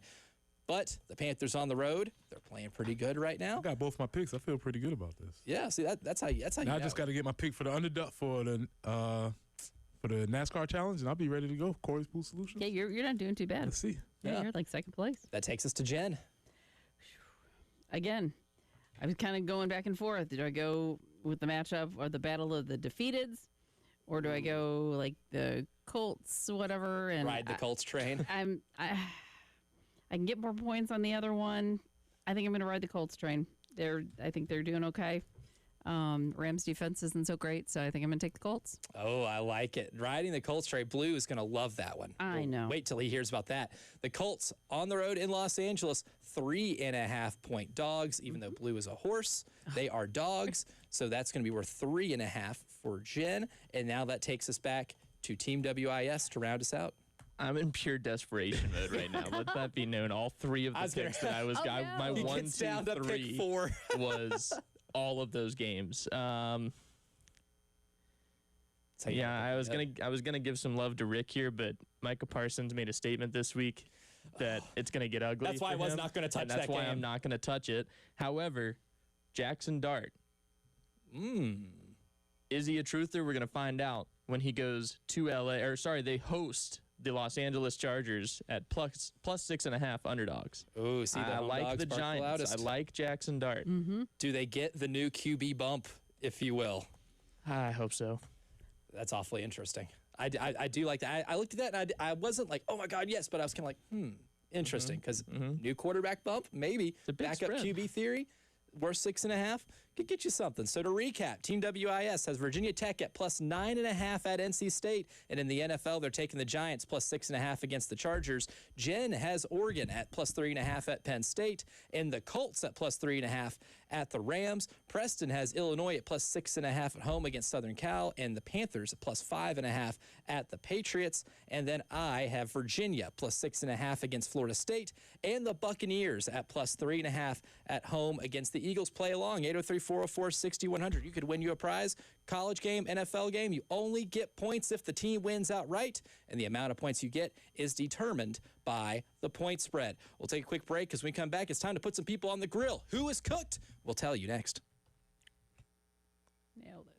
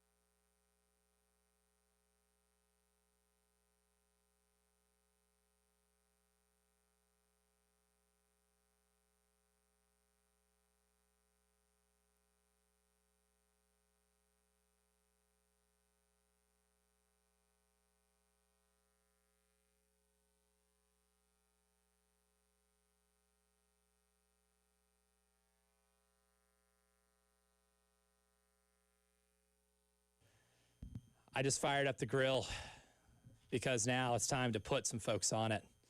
Because there are some teams in football that are absolutely cooked. And I have to take the L here and put my favorite NFL team on it. Because after being down 35-3 in the first half against the Seattle Seahawks on the road, and my poor punter, Kai Kroger, my guy, getting absolutely obliterated on a block that was shown on SportsCenter a bajillion times this week. It was a bad omen. The Saints, they're cooked. Lou Bajak tweeted at me on Sunday and said, the Saints are essentially on the clock for the #1 pick. And I said, yes, they are. And that's what we're playing for right now. That's it. That's the season. I knew they were going to be bad. I didn't know it was like this. Well, let's just keep in theme here. It's not Spencer's fault. One of the worst teams in the league got beat by the other one of the worst teams in the league, and we did not rise up. The Flames are rising up on Raheem Morris and his whole staff. We already fired a wide receiver coach. We got the OC coming from the field going up to the booth. Whenever weird stuff like that's happening, I'm not going to say they're cooked. I haven't been in Falcon Nation long enough. Marinating. But I'm seeing things that I don't like. I'm here, rise up, but they might be on the grill. We have buyer's remorse 3 weeks into the season. We'll see how this goes. It's not looking really good. Nick, who's cooked? The New York Jets. I hate to say it, they've been in a lot of close games, but they've done literally every reason that they've lost over the past 3 weeks has been their fault, in my opinion. I got a close friend who's a Jets fan, and he texted me Sunday and was like, I don't have anything to say. This was their fault. There were so many penalties. They weren't called on us. We managed to lose the game. The Jets are jetsing. I think this is the grill. That the sounds you hear right now is what they hear all the time because they live inside this grill. I want to go to the college ranks. Okay. My poor guy, Sam Pittman. Uh-oh. I feel like I'm the Wesley Snipes GIF, from I forget what movie it's from, where he's holding the gun out and he's got a tear out, tear coming out of his eye. That's me right now. I'm the Wesley Snipes GIF because I'm putting Sam Pittman on the grill because they went to Memphis and got tripped up. And it's not getting any easier this week because Notre Dame comes to town. And if you gave up a ton of rushing yards to Memphis, buddy, you're playing the best running back duo in America with Jeremiah Love and Price. Like those two guys, two of the best running backs in the country. They will run all over the place on Saturday, I'm afraid. Maybe for the first time in history, in our short history of our cookouts, I'm not going to put a team on the grill. I'm not going to put a player on the grill. I'm going to put a building on the grill. Oh, no. Clemson Memorial Stadium, come on down. Oh, God. Get on the grill. You used to be a thing. 40-game streak. People could not walk into Clemson and leave with the win. Death Valley, blah, blah, blah, blah, blah. Running down the hill, touch the rock. Nobody cares anymore. Shane Beamer broke you in 2022. Since then, you've lost 4 games in that building. Syracuse, Louisville, Florida State, South Carolina again. Clemson Memorial Stadium, cooked. At LSU there, too. LSU. Make it 5. 5 games. That building's cooked. Like to trust buildings. I don't know if I can trust that one the same way we used to. They're 1 and 2 in that building so far this year. Not good. Mike Gundy. Yeah. Maybe beyond cooked. It's charred. Somebody, the mullet is not doing very well. The mullet is ash right now. Yeah. That's how cooked he is. Got canned. How long has he been there? 21 years. Him and Kyle Whittingham both hired at their respective schools at the same year. We talked about it before the Vanderbilt game if I remember the last time we lost to Vanderbilt, right? And I said, no. I don't remember when Mike Gundy was hired. I've been around 2 years longer than Mike Gundy was at Oklahoma State. There is no world. There's no Oklahoma State without Mike Gundy. Without Mike Gundy to you. That is wild. He's been there so long. Does anybody remember the last coach at Oklahoma State before Mike Gundy? Don't. Nope. That would be Les Miles. Huh. The last Oklahoma State coach before Mike Gundy was Les Miles. And then to add to the Kyle Whittingham thing, the last coach at Utah before Kyle Whittingham? I do know that one. Urban Meyer. Do know that one. Those two schools have had the same coaches for 20-plus years. It's insane longevity for those guys. Kyle Whittingham, I'm not saying Utah is cooked. They're marinating because that loss was That loss was a real bruising to the ethos of what Utah football is in terms of dominating the line of scrimmage. A team that has historically not dominated the line of scrimmage. Texas Tech went into your house and they went full Dave Chappelle skit on your couch, right? They came in there and they were habitual line steppers on you, and they got mauled, run through. The quarter, Devin Dampier was bad. After a guy who looked so good for the first few weeks of the year, maybe you just played bad teams. Maybe UCLA is just that bad, which they are. Utah has to show something now, too. Now, not saying Kyle Whittingham is cooked, but maybe the 2025 Utah Utes, they're marinating a little bit. And that hurts. That hurts for me personally because that's my guy. I love Kyle Whittingham, too. He will outlast Mike Gundy because he has, and I think he'll be there for a couple more years. I think Whittingham might have that job for as long as he wants it. That's what Mike Gundy said 2 years ago. That's what Mike Gundy said, and then, all it takes is losing by 66 points, then losing to Tulsa, and that'll do it for you. Hour number 3 coming up next.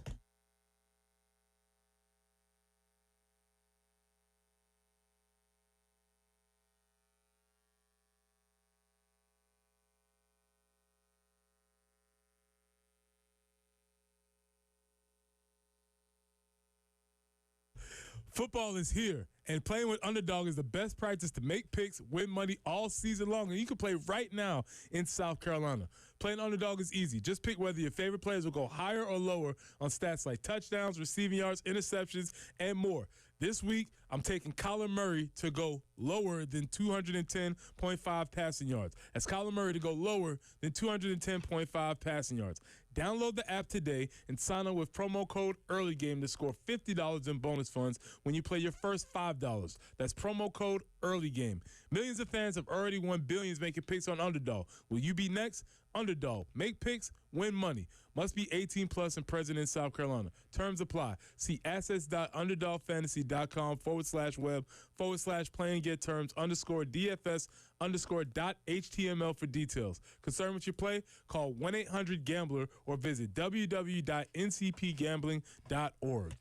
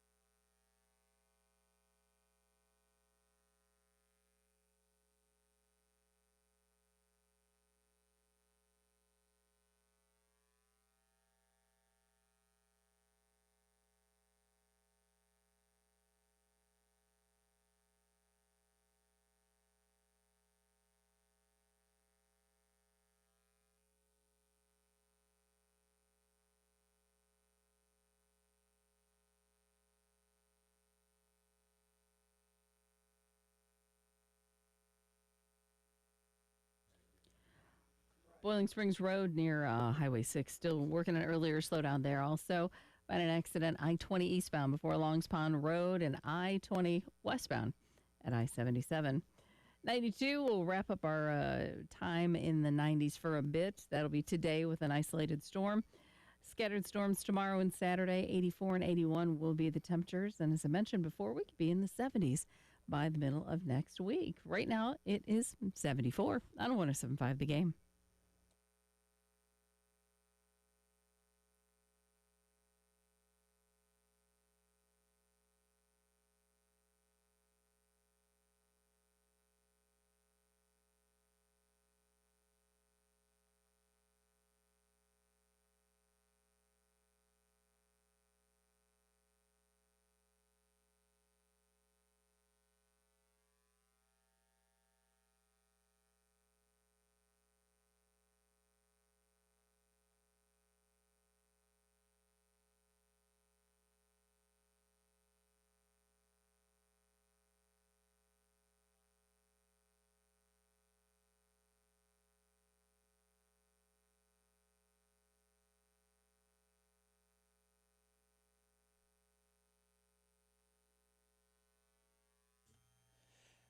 Hour number 3 of the early game starts right now. I'm Elijah Campbell. He's Preston Thorne. She's Jen Jensen.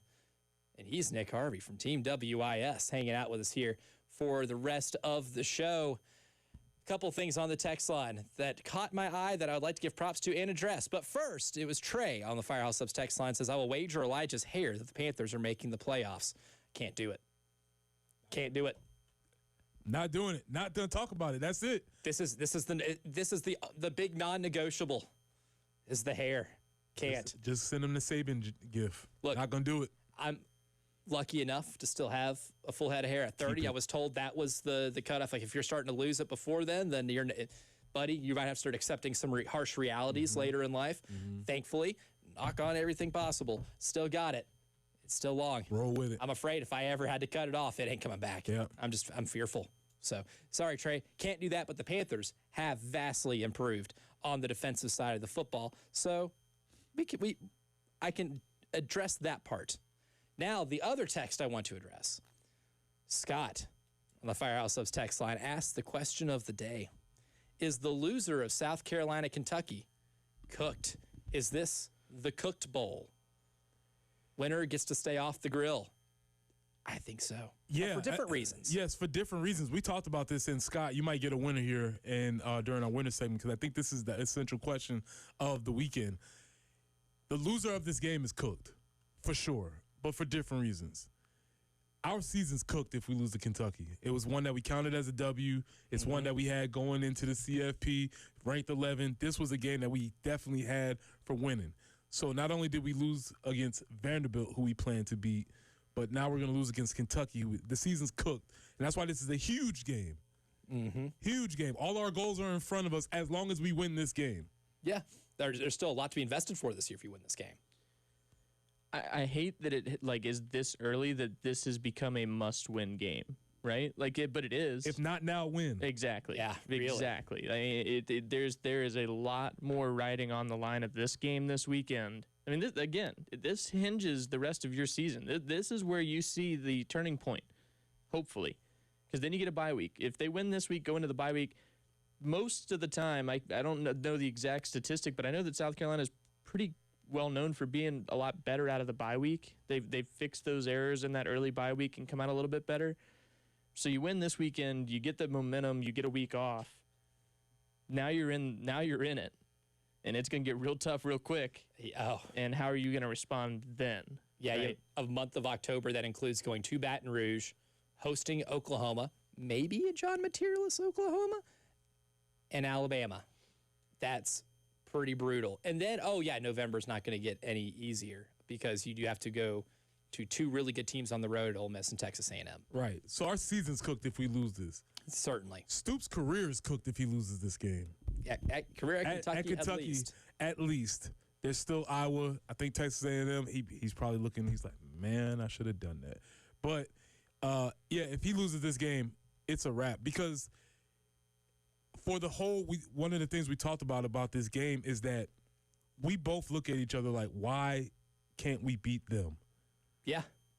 Why can't we beat them? And we've, for the last 3 years, and last year dominated them. Handily. If they lose again to South Carolina, those people are not going to be excited about that. No. Oh, no. Oh, I mean, there's already a lot of animosity with Mark Stoops, even though that guy probably deserves a statue at Kentucky, because if you win 10 games in a season in Kentucky football, that is quite the accomplishment. And the fact that they were almost, book it for 8 wins at a certain point in time. They went on a run where Kentucky football was really competitive. Not going to compete to win the SEC East, but they were competitive. And there were a couple of years they finished maybe 2nd or 3rd in the SEC East, and they would beat Tennessee, which is a big deal for them, a massive deal for them. That is still a rivalry game to them that they care about a lot, and they were winning those games. And then you start losing a little bit, and then you had what happened just a couple of years ago when the Texas A&M job opened up after Jimbo Fisher got fired, and there's flirtation. There's infidelity. And what Mark Stoops did was more on the lines of infidelity than flirtation. He essentially had the job, and then the backlash happened, and then, okay, change of plans. If I can't be with the one I love, I'll love the one I'm with. Yeah, he got caught on the ring cam. Like, He did. Who's this calling? Like, let me see what's going on. You can't shaggy your way out of the season. Yeah, You can't just say it wasn't was me. you. Nick, we talk about things you remember, you don't remember. We don't remember losing to Vandy. There was a period in your life where you didn't remember us beating Kentucky. Yes, I do. Yeah, those were tough years, and it's funny because another thing that we just talked about yesterday on Palmetto Sports Daily, Rick mentioned it, but we were talking about the annual opponents, right? And everybody, or at least in my opinion at the time, I was like, I think I'd rather have a Tennessee or like somebody different. And Rick put it into a great perspective that I'm going to use here, and it's exactly what you said when we started talking about this, is that Kentucky and South Carolina fans every year are going, there's no reason we should lose to these guys. And there's that rivalry of which of us is worse? Like, who is going to beat who? Somebody's got to be the better team this year, and it's going to be South Carolina or Kentucky. Like, that seems to always be the split. Whoever wins this game goes on and I would say does fairly well when they see each other, but at the same time, I think it makes a lot more sense to me now thinking about the annual opponents aspect of this and the fact that we're going to see Kentucky every year, because these two fan bases every single year go, oh, we're going to beat them. That's easy. We're going to beat Kentucky. Kentucky fans are saying the same thing. At our Twitter page, at 1075 The Game, it's pinned to the top of the profile. That was our poll question of the day, was that after 3 straight wins against Kentucky, do you still see Mark Stoops and UK as one of Carolina's biggest villains? And the options were 1, yes, still can't stand him. 2, yes, but not as much. 3, not after the last 3 years. And then lastly, never was, never will be. The top 2 highest vote getters, it's pretty even across the board, is yes, still can't stand him at 33%. Second is yes, but not as much. It was more yeses than nos on that. Again, not by much, but I think that is still a good way to look at it, is for these two teams, it's not what you would consider normally as a measuring stick game. That's usually reserved for the really good teams that you're playing. It's like, okay, how well do we measure up against the best? This is a how optimistic can I really be about the year game for both of them? Because after last year, when when Carolina went to Kentucky and smacked them up defensively, they realized, oh, the Brock Vandagriff thing's not going to work. And their outlook for the season dipped significantly. Yeah, that season was cooked after that game. Was cooked after that game. And I think even it has though they that did effect. play well later in the year.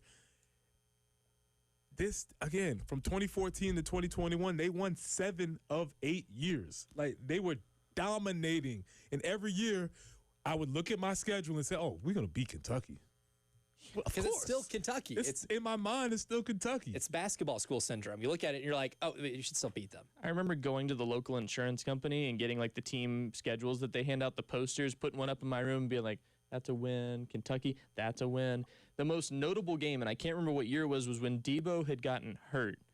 And they went into that game on the road, and he had that weird like rubber band thing running up his leg. Like I don't know why that distinctly stands out to me, but I remember that game and going, at least Debo's back.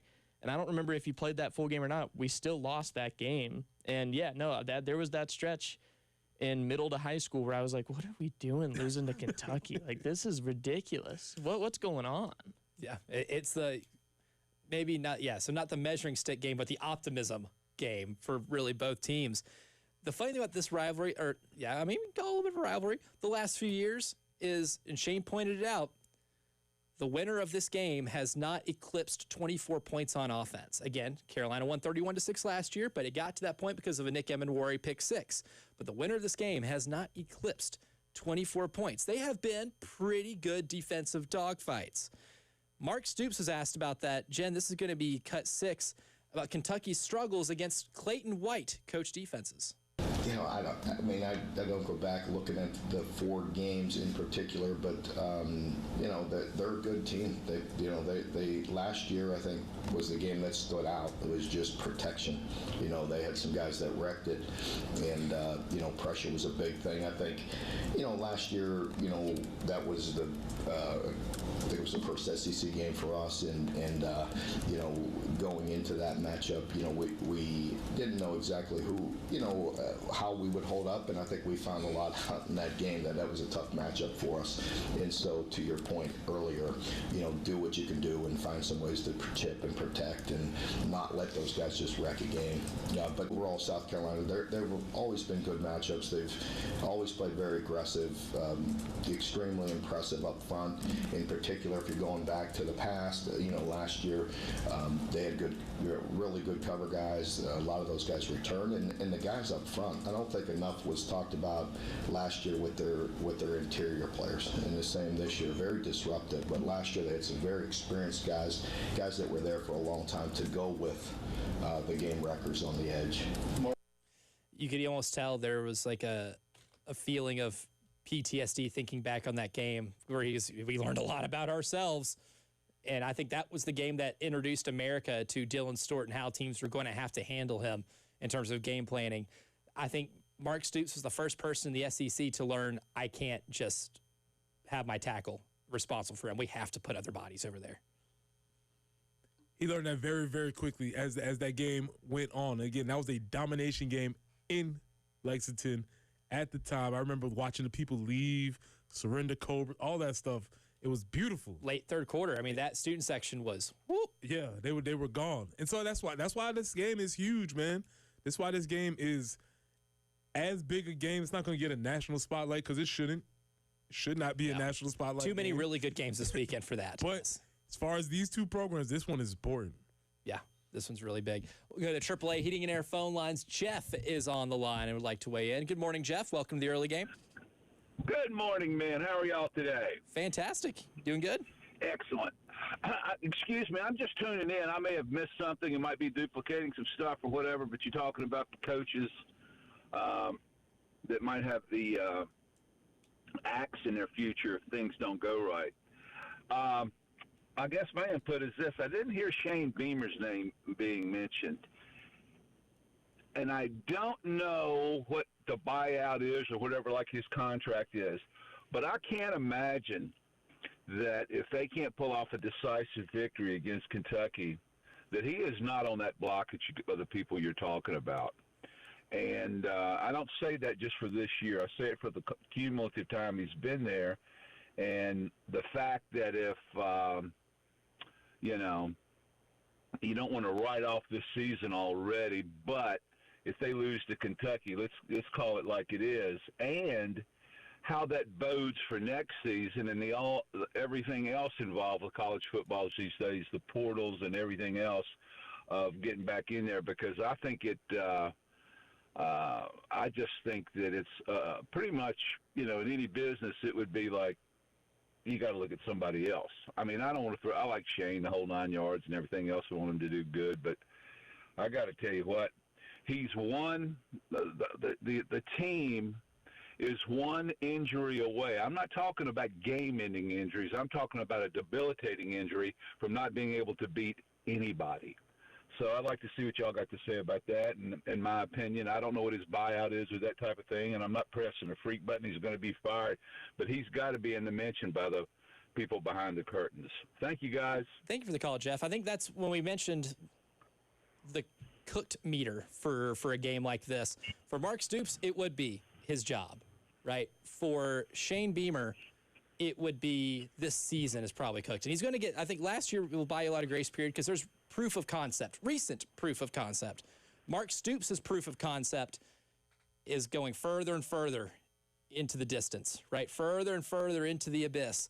Even if you lose this game, I don't think Shane gets in those discussions, but the season outlook is then pretty bleak because of the schedule you have ahead of you. But I don't think that's a reality for Shane at all. If he I don't think so either. However, if you listen to what Jeff just said, he didn't say if you lose this game. He said if you lose this game to Kentucky. Not if you lose this game. There's plenty of other games you could lose, but if you lose this game to Kentucky, it's a different feeling. And that's the feeling. That's the feeling. That's the thing. It's not about losing the game.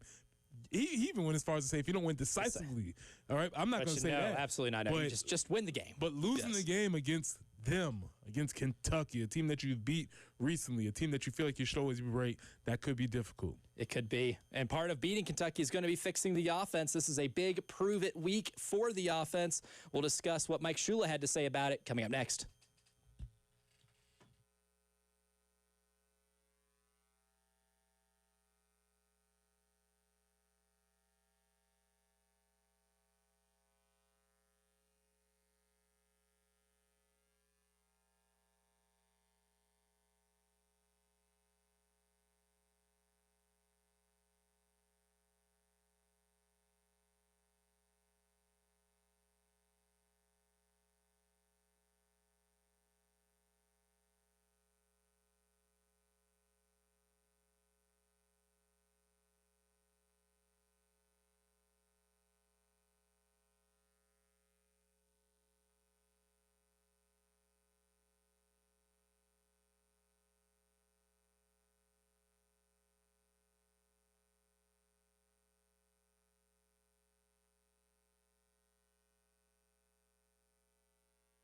$30 years. It's a long time. That's longer than Nick Harvey has been alive. And before Nick Harvey's even alive, Midstate Roofing has been the leader in the roofing and waterproofing industry. Talk about proof of concept.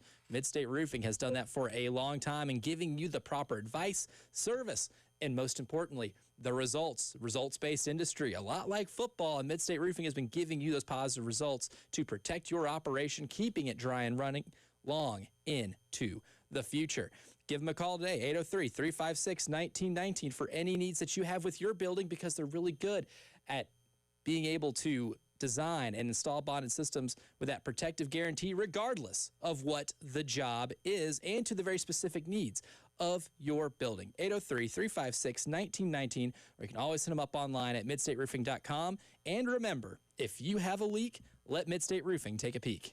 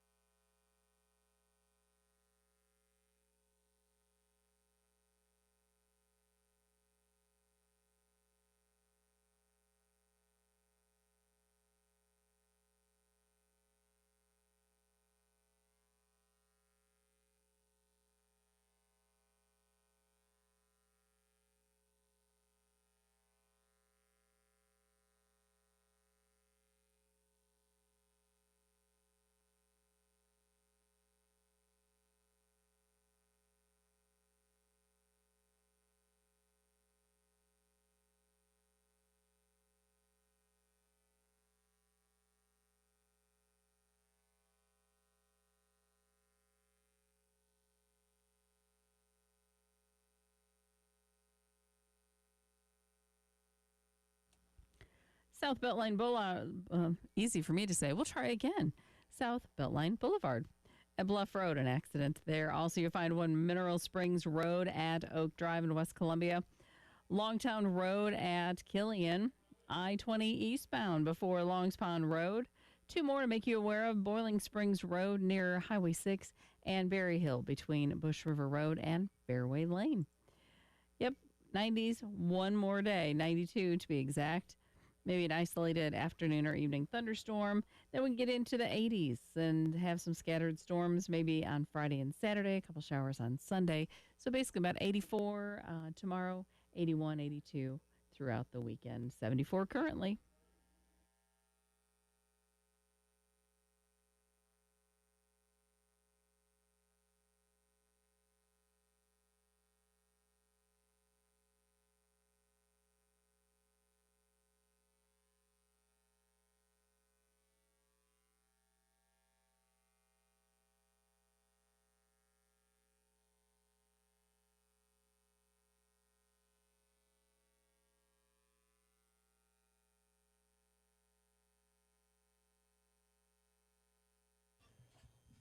It's a prove-it game for the offense for South Carolina.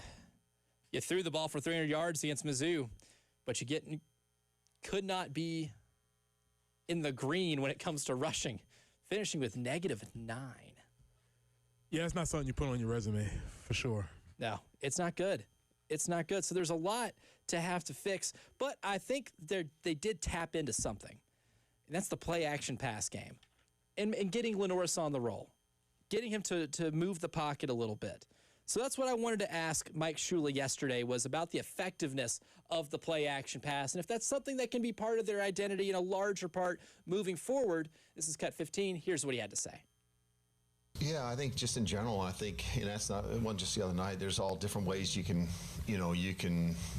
have play action passes, which is really hard play action passes where there's everybody totally selling out, maybe just a couple receivers in the route, or you can have other play action passes where there's more guys getting out. Maybe it's not quite as hard of a fake, and then maybe some of the reasons that that the run game struggled on some things, some looks were the reasons why we got some explosive plays in the pass game. So I remember in my notes, like, not sure what to make of that. I don't know if I got maybe a definitive answer there. Maybe he's just trying not to reveal a lot of the game plan, which, sure. But I'm still coming away with this thinking, I think your best offense, even if you're not running the ball, is your best offense. And this puts to my test, Nick Harvey. I don't know if I've told you this about my theory on play action. I've told this with Preston. My theory on play action is that you don't have to be good at running the ball for it to still be effective.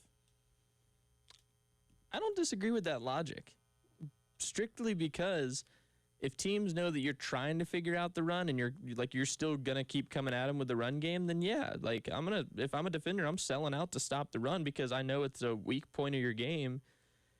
And then it does open up options on a play action pass. I mean, we saw it again. I bring this back several times, but the Virginia Tech game, how many different rollouts did Lenoris have where he's just hitting a tight end in the flat, coming off of a fake? Especially on that first drive. Exactly. So many different, but I think it was like 3 different play calls where he did the same exact thing, and it worked every single time. But I don't disagree with your logic there. I think that's a valid point. Because it's kind of like conventional football wisdom says, yeah, if you run the ball really well, that sets up the play action. Of course. I don't think you necessarily have to. And also, Preston, we hit on this earlier in the week. If you're a linebacker and you know this team's struggling, you are stopping them in the run all day. You see a quarterback looking to hand the ball off to a running back, you're like, oh, yes, please let me get another run stop here. Please let me get behind this line of scrimmage and create a loss of 3 or 4. You might be salivating a little bit, maybe making you more eager to play the run. Also, what I think what Mike Shula was saying was that because when you run the play action, it creates one-on-one matchups on the edges because you have to walk a safety down, increase somebody in the box, or the safety's coming down on the action. So it all works together. And we talk about complementary football. The run or the play action supports those type of explosive plays, but you have to commit to it. Mm-hmm. And you have to want to do it, and you have to do it. That has to be something that is part of the game plan. We have anecdotal because we see it. Our boy Clark Brooks gave us numbers, right? Yep. And you also gave us some numbers that they've been infinitely more successful when they run this style of offense. So it would behoove them to do more of it. I love using that What word. a word. I love Yeah, using that was that good. word. Word. I am definitely a believer. It would behoove them to run it more, and it gives you more opportunities to move Lenoris Sellers around, right? And for him to be able to maybe make it a defense pick their poison a little bit, because Shane Beamer this week was very clear and adamant that Missouri was doing all they could to keep him from scrambling, but that did not keep him from completing, 7 of his 8 passes in play action, picking up an average of 15 yards per attempt. That even includes the goose egg on the incompletion. 15 yards per attempt. You tapped into at least an explosive play ability with that type of action. Mike Shula was asked yesterday as well in terms of getting Sellers out of the pocket, what they do to get him to maybe be on the roll a little bit. This will be cut 13. Jen, this is Mike Shula's response to that one. Yeah, I mean, I think there's a time and place for all of that, of getting him out of the pocket, whether or not it's play action or whether or not it's true rollout. And it's not just to the right. He had a play to his left, 2 plays to his left, where one on a short pass, one on a deep pass. So, yeah, but we also can't do it at the expense of where defenses are we're going to roll out into defenses that are going to keep you. So got to find different ways to do it, and yeah, that's good. He does a really good job on the run, but he's also a good pocket passer. There's not many different ways to do it. I mean, there's different motions, there's different ways to draw defenders off, yes, but to an extent, a rollout's a rollout, and you're going to expect, especially when you're Lenoris Sellers, there's going to be a spy, more than likely. Yeah, I think you can almost bank on that every staying game. on you, and as soon as they see that first flinch, you're going forward, they're coming at you. So I get where he's coming from for sure, but it is hard to get that variability when somebody is assigned strictly to stop a guy who they know can run for a 60-yard touchdown play any given down. Yeah, because you still have to account for it. I think that's maybe one of Lenoris's best abilities, too, is just throwing on the run. I think he maybe throws on the run just as well as he does when he's in the pocket. So you're really playing into multiple strengths on Lenoris Sellers. And if we're trying to maximize Sellers, I think getting him moving where he does still, and that's one of the reasons I think why he's such a highly coveted draft prospect, isn't just the cool stuff with design runs, scrambling, but just the ability to throw on the run, I think separates him a little bit more, too. Can I get a clip here, Jen? Can I get clip number 10? Because I just want to hear, in coach's words, I want to hear Mike's words, him talk about their struggles with running the ball. Yeah, I just think it was, well, number one, when you lose yards on early downs, then it's hard to run the ball on second and long. We just got to be better overall. I mean, it's all of us. It's coaching and playing better. It's up front. It's the backs. It's it's a little bit of all of us. It's frustrating because we had drives where we were moving the ball and got the ball in the end zone, and we had drives where we were moving it and found on the goal line and lose yards, and so it's just overall, I'm not going to say it's just one thing here or another, but we definitely have to run the ball better and coach the running game better, and calling it better and have good balance, all that kind of stuff. And then he's also asked about self-assessment. So that was the struggles running the ball. What is Mike Shula's assessment of himself so far this season? Yeah, we got to be better, obviously. I mean, we got to be better. We got to move the ball better. We got to stay out of negative plays. We have to, be more successful on first and second down, so we stay out of the long yardage situations on third down, and get into a rhythm. We said it last week, and really, unfortunately, it kind of was the same deal. We can't have the penalties pre-snap. That puts you in the red, in the behind the stick, so to speak. So, I think if we do all those things and don't beat ourselves first, then we're going to see better results. Got about 20 seconds for the break here, Preston Thorne. Your thoughts on those? He's just staring. Do we have 20 seconds of silence? Is that how we're going to use this? Yeah, I don't know. I have a lot of thoughts about a little that was said. Yeah, and we'll get into that in the winter segment, too, because coming up next is the Corley Pool Solutions Checkered Flag Challenge with our friend Josh Harris. That's coming up next here in the early game.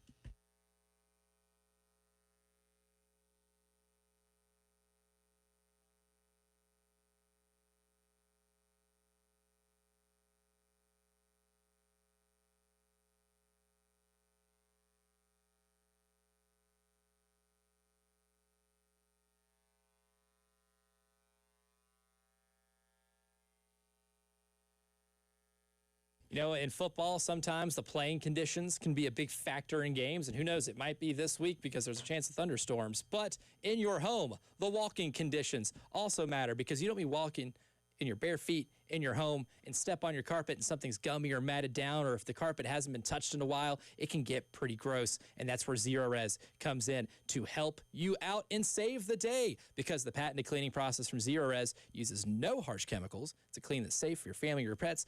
Everybody wants that. And the Zero Water technology, that is where the dirt attracting soap residue hanging around gets taken care of. Zerorez, it's a step above and gets your carpet cleaner than ever. And this month, there's not much time left in this month, you can save. So save up to $30 with Zerorez today by going to ZerorezColumbia.com. And remember that Zerorez, spell it backwards or forwards, it's the right way to clean.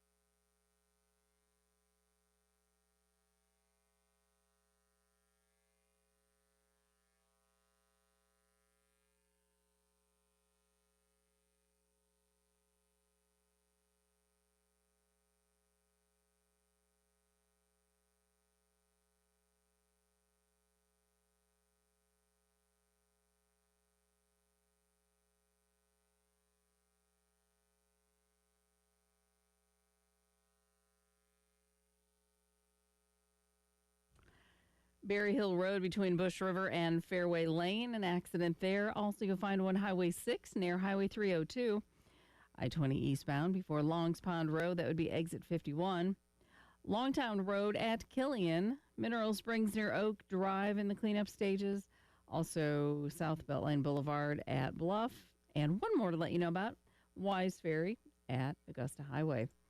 92 will be our high today. Then we get back into the 80s. Maybe an isolated afternoon storm today. Some scattered storms are, possible for Friday and Saturday.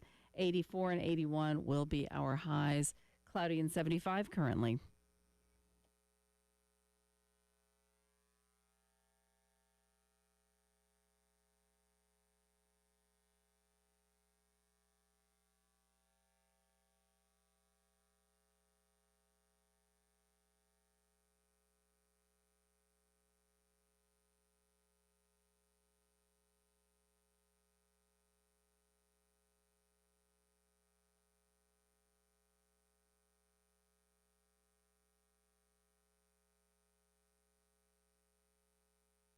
As we do every Thursday, it's time to get in our cars and race. It's the Corley Pool Solutions Checkered Flag Challenge, and our man Josh Harris is on the line with us.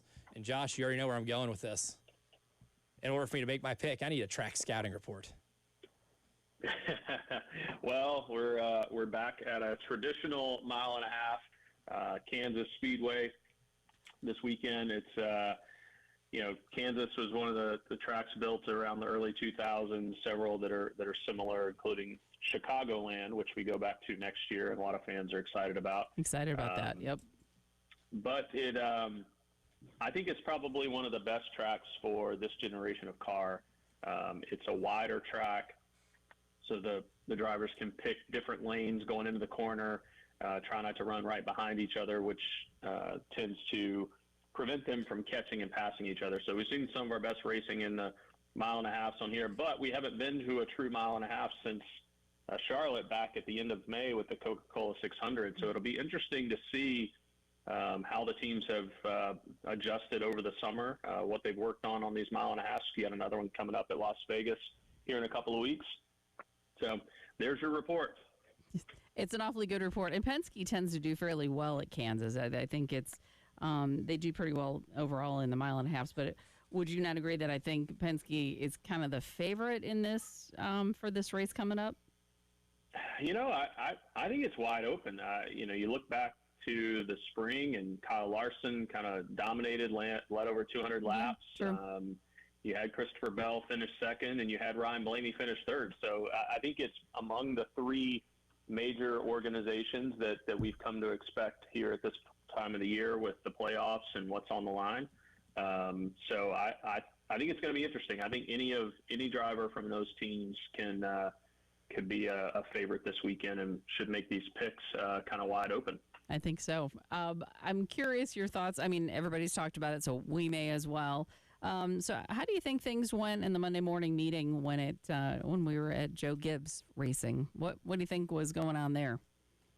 Yeah, if only we could have had been a fly on the wall. That'd have been fun. Had a little camera or something in there that would have been some good drama, I'm sure. But who knows? I would imagine there probably was not a whole lot said by Denny and Ty. It was probably more the leadership group, and those guys will find time. They'll have to have some conversation, whether that's already occurred or whether it will occur. Certainly, Denny feels like that as a driver that's competing in the playoffs against a teammate and running for a position that's not necessarily, for the win or competing right there at the front of the field, first couple of positions, that after a little while, if it's you can tell you're holding a guy up, you should move and let him go by. Ty has different opinions on that, clearly, about racing hard, and I think it's going to be an interesting thing to watch over the next few races and see what unfolds, because there's a lot of potential things at stake on both sides. Yeah, I mean, when you talk about Hamlin spinning Ty Gibbs, it's like, okay, you're basically spinning the boss who is, or the boss's grandson. So, that definitely can make things a little bit more challenging. And Ty has been known to kind of be stubborn, and he's a young guy, so I think some maturity will come with that eventually. But it will be curious to see how they race each other next few weeks. But I'm sure that there's some type of a team directive that, okay, we're not in a habit of doing this because we don't need to be, wrecking cars. But again, I get, and you won't hear me agree with Denny Hamlin very often. I do agree with the concept that, okay, hey, we're running for a championship. Ty, you need to kind of scooch over. You may want to win, but you're probably not going to get it. So, yeah, move along.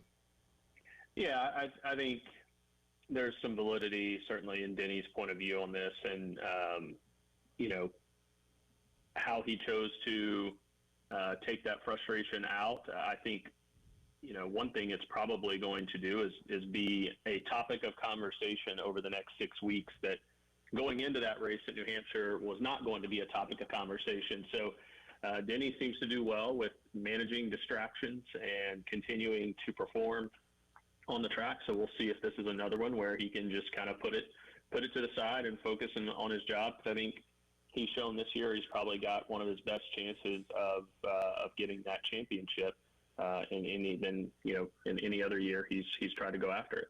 I would agree. I think as long as everybody keeps it clean in the pits, we're still not seeing perfection in the pits by any means. So I'm kind of looking forward to this, but I think Kansas provides really great racing, so I think we are definitely looking forward to that. Any questions from you gentlemen about anything happening this week on the track? Preston's doing really well as far as the points are concerned. Right now we're sitting with Reggie. Okay, whatever. 111. Yeah, whatever. Preston's got 102 sitting there in second place, so good for him. Josh is right there at 98. Belijah at 95. And, I at least got in the 90s. I'm at 91. You're in the neighborhood. I'm in the neighborhood. I just need a win. And go ahead.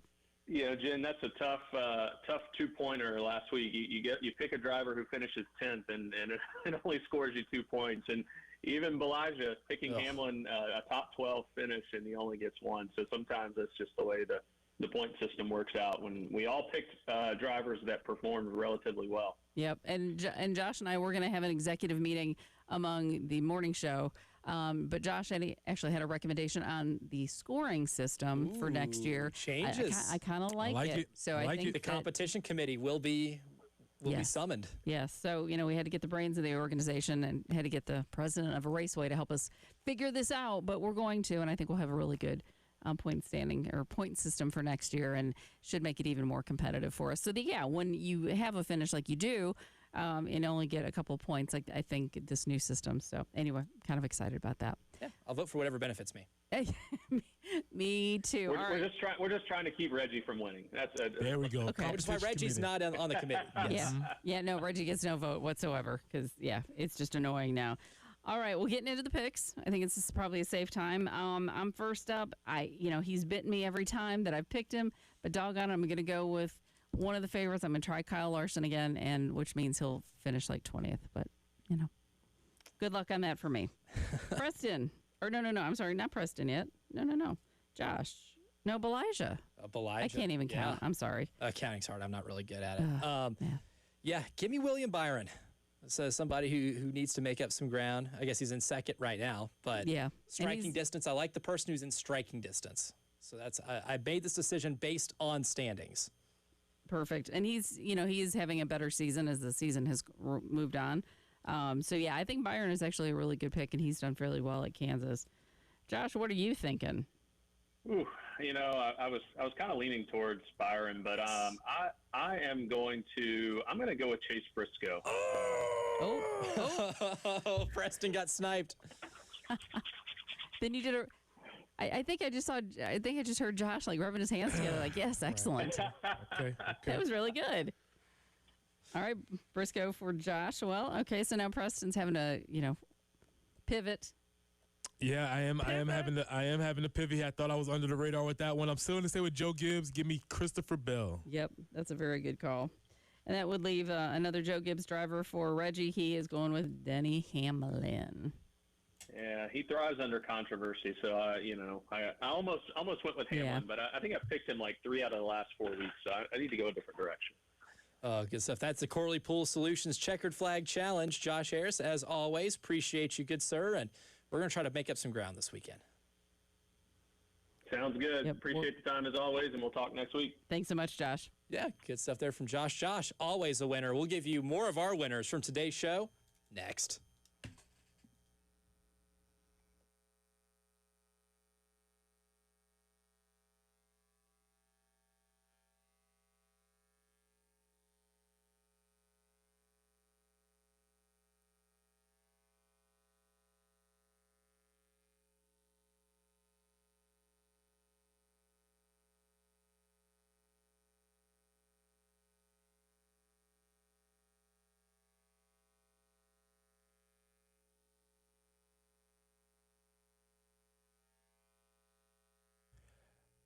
Feeling like you lost your edge? Maybe brain fog's got you struggling to focus? Are you working out and not seeing the results that you used to? Well, there's a reason you're not feeling like yourself, and it might be low testosterone. But don't just live with it. Reclaim your drive, your energy, and your focus at the Men's Clinic with Dr. Dan Boatnight, who's a respected local physician, and he will get to the bottom of it. This is not just some faceless online program. Dr. Boatnight personally tailors your treatment based on your labs and your symptoms.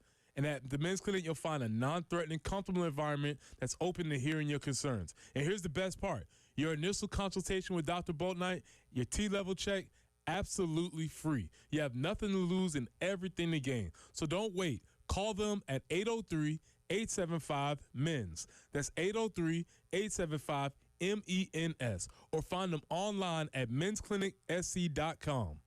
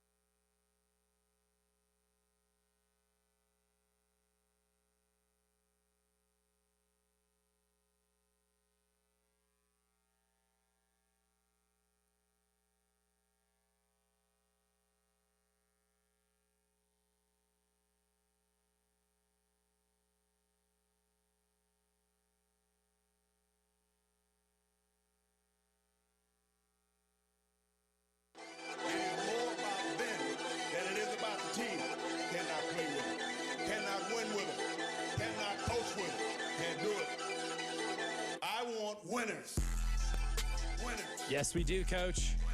And we have plenty of winners for today's show. Preston Thorne, your winner for today's show. My winner for today's show are winning streaks. This series has been a series of streaks. From 2000 to 2009, South Carolina won 10 times in a row. Streakiness. From 2014 to 2020 to 2021, Kentucky won 7 out of 8. We are currently in the midst of a 3-game winning streak right now. This series is all about streaks. Let's keep this thing going. Winning streaks, my winners. Nick Harvey, your winner for today's show. Going completely off the wall here. This has no relation to anything we've talked about today. Dan Orlovsky is my winner today because that guy does more shows and appears in more places than anybody that I think I've ever seen do like TV, radio, podcasts. Like his agent has to just like tell everybody yes. And I respect that he does so much. The biggest ability is availability. Absolutely. Dan Orlovsky is always available. He tells his agent, he says, there's an auto answer to every email, and that answer is yes. Also a teammate of one Langston Moore. That's right. The Forrest Gumpian career of Langston Moore took him a lot of different places to play with a lot of different players. My winner for today, back to my man Tim Duncan, but not Tim Duncan as the winner. Fundamentals. Oh. We spent maybe more time on not just today's show, yesterday's show, and Tuesday's show, and Monday's show, talking about tackling. One of the more fundamental aspects of the game. This defense is averaging 15 missed tackles a game through 2 SEC games. Not good enough to do it. Clayton White addressed that. There needs to be more squeezing, more wrapping, more of the fundamental parts of the game. And with a team like Kentucky coming to town on Saturday, a team that I like Carolina better than Kentucky at every single position, a game you should win, a game that coming into the season, I was like, that is going to be the easiest game on your SEC slate, and a game that I still firmly believe they win. You fulfill that destiny by just taking care of the fundamentals. It sounds so simple because, guys, I think it is. Yeah, well, that's been the main theme of the week as far as if you can tackle the ball well, get them to the ground, and that leads to getting off the field and success rate and all those other things that you talk about. But, yes, we are in week 5 talking about running your feet, bringing your hips, clubbing your arms, grabbing cloth, all the things that every football coach is saying everywhere around the country, and it applies at every single level. So, yeah, maybe the winner for this week is tackling. Just good old school tackling. Good old school tackling. Another one, design runs. Ole Miss in the game that I think the only one we can really use as sample size when it comes to Kentucky playing a really good scrambling quarterback and SEC competition. Again, they have played 2 games against the MAC, 1 against the Southeastern Conference. If you take away scramble yards and the scrambles for Austin Simmons, that is still 7 carries, and he was able to pick up about 23 yards. So a little more than 3, but he did score a touchdown on one of those on a design run. Trinidad Champ was 3 for 13, which is good for 4.3 yards per carry, but also 2 carries, 2 scrambles for 15 yards for Austin Simmons. So he still picked up a lot of yards scrambling. This is a game that I think where Lenore Sellers running the ball is going to be a big part of it if you want to be able to fulfill this destiny of beating Kentucky. I've ordered it on the menu. They still have not brought out my plate of quarterback runs yet. I want more quarterback runs. You're getting angry. You know when you go to certain stores that make the bowls. And you're like, yeah. Can I get a little more chicken, please? Can you put just like a little more, just like a little more on double that. scoop? Just give me a little bit more. Give me the protein. You're giving it to me, but I just need a. It's like that's good, but can I get more? Can you help your boy out just a couple more pieces in there? Maybe, just maybe. That's what we want to see with quarterback design runs. Those are winners for today's show. Tyler Head and Jack Veltri, always a winner. They're 9 a.m. to noon today. Firehouse Subs, 2805 B Sunset Avenue, right across from Lexington Medical Center. Go check them out today. That's the Extra Point, and that's next.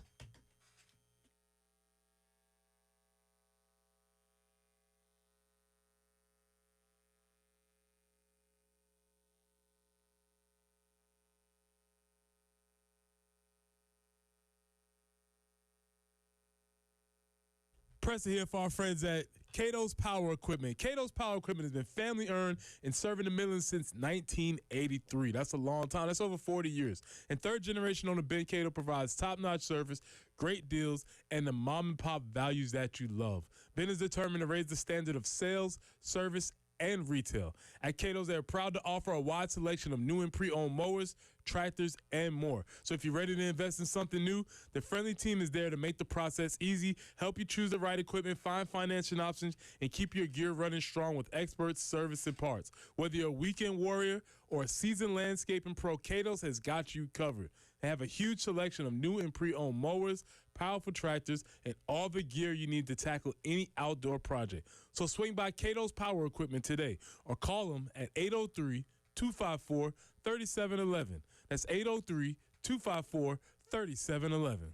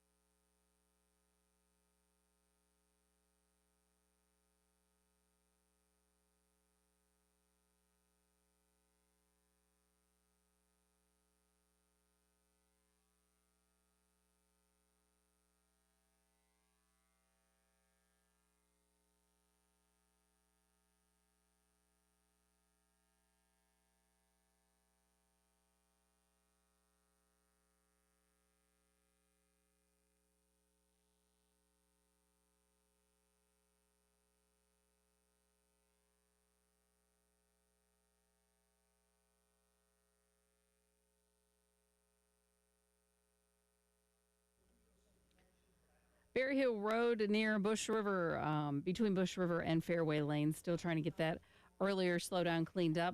Highway 6 near Edmond Highway. Longtown Road at Killian.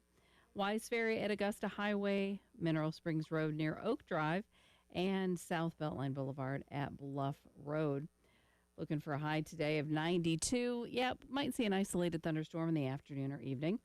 Gets a little bit cooler. We're going to be back into the 80s. 84 tomorrow, some scattered storms. 81 for game day. Again, a chance for some scattered storms.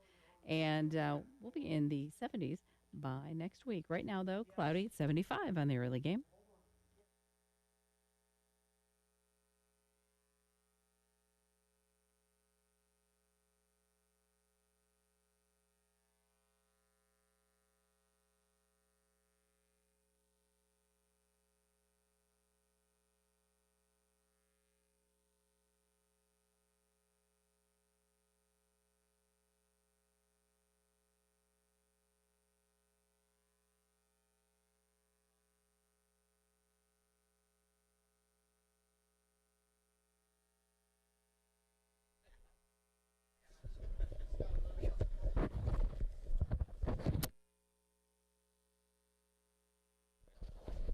All right, welcome in. It is the Extra Point Gamecock Central Takeover. We're live at Firehouse Subs here in West Columbia, across the street from Lexington Medical Center. Going to be hanging out here all morning long from 9 until 12.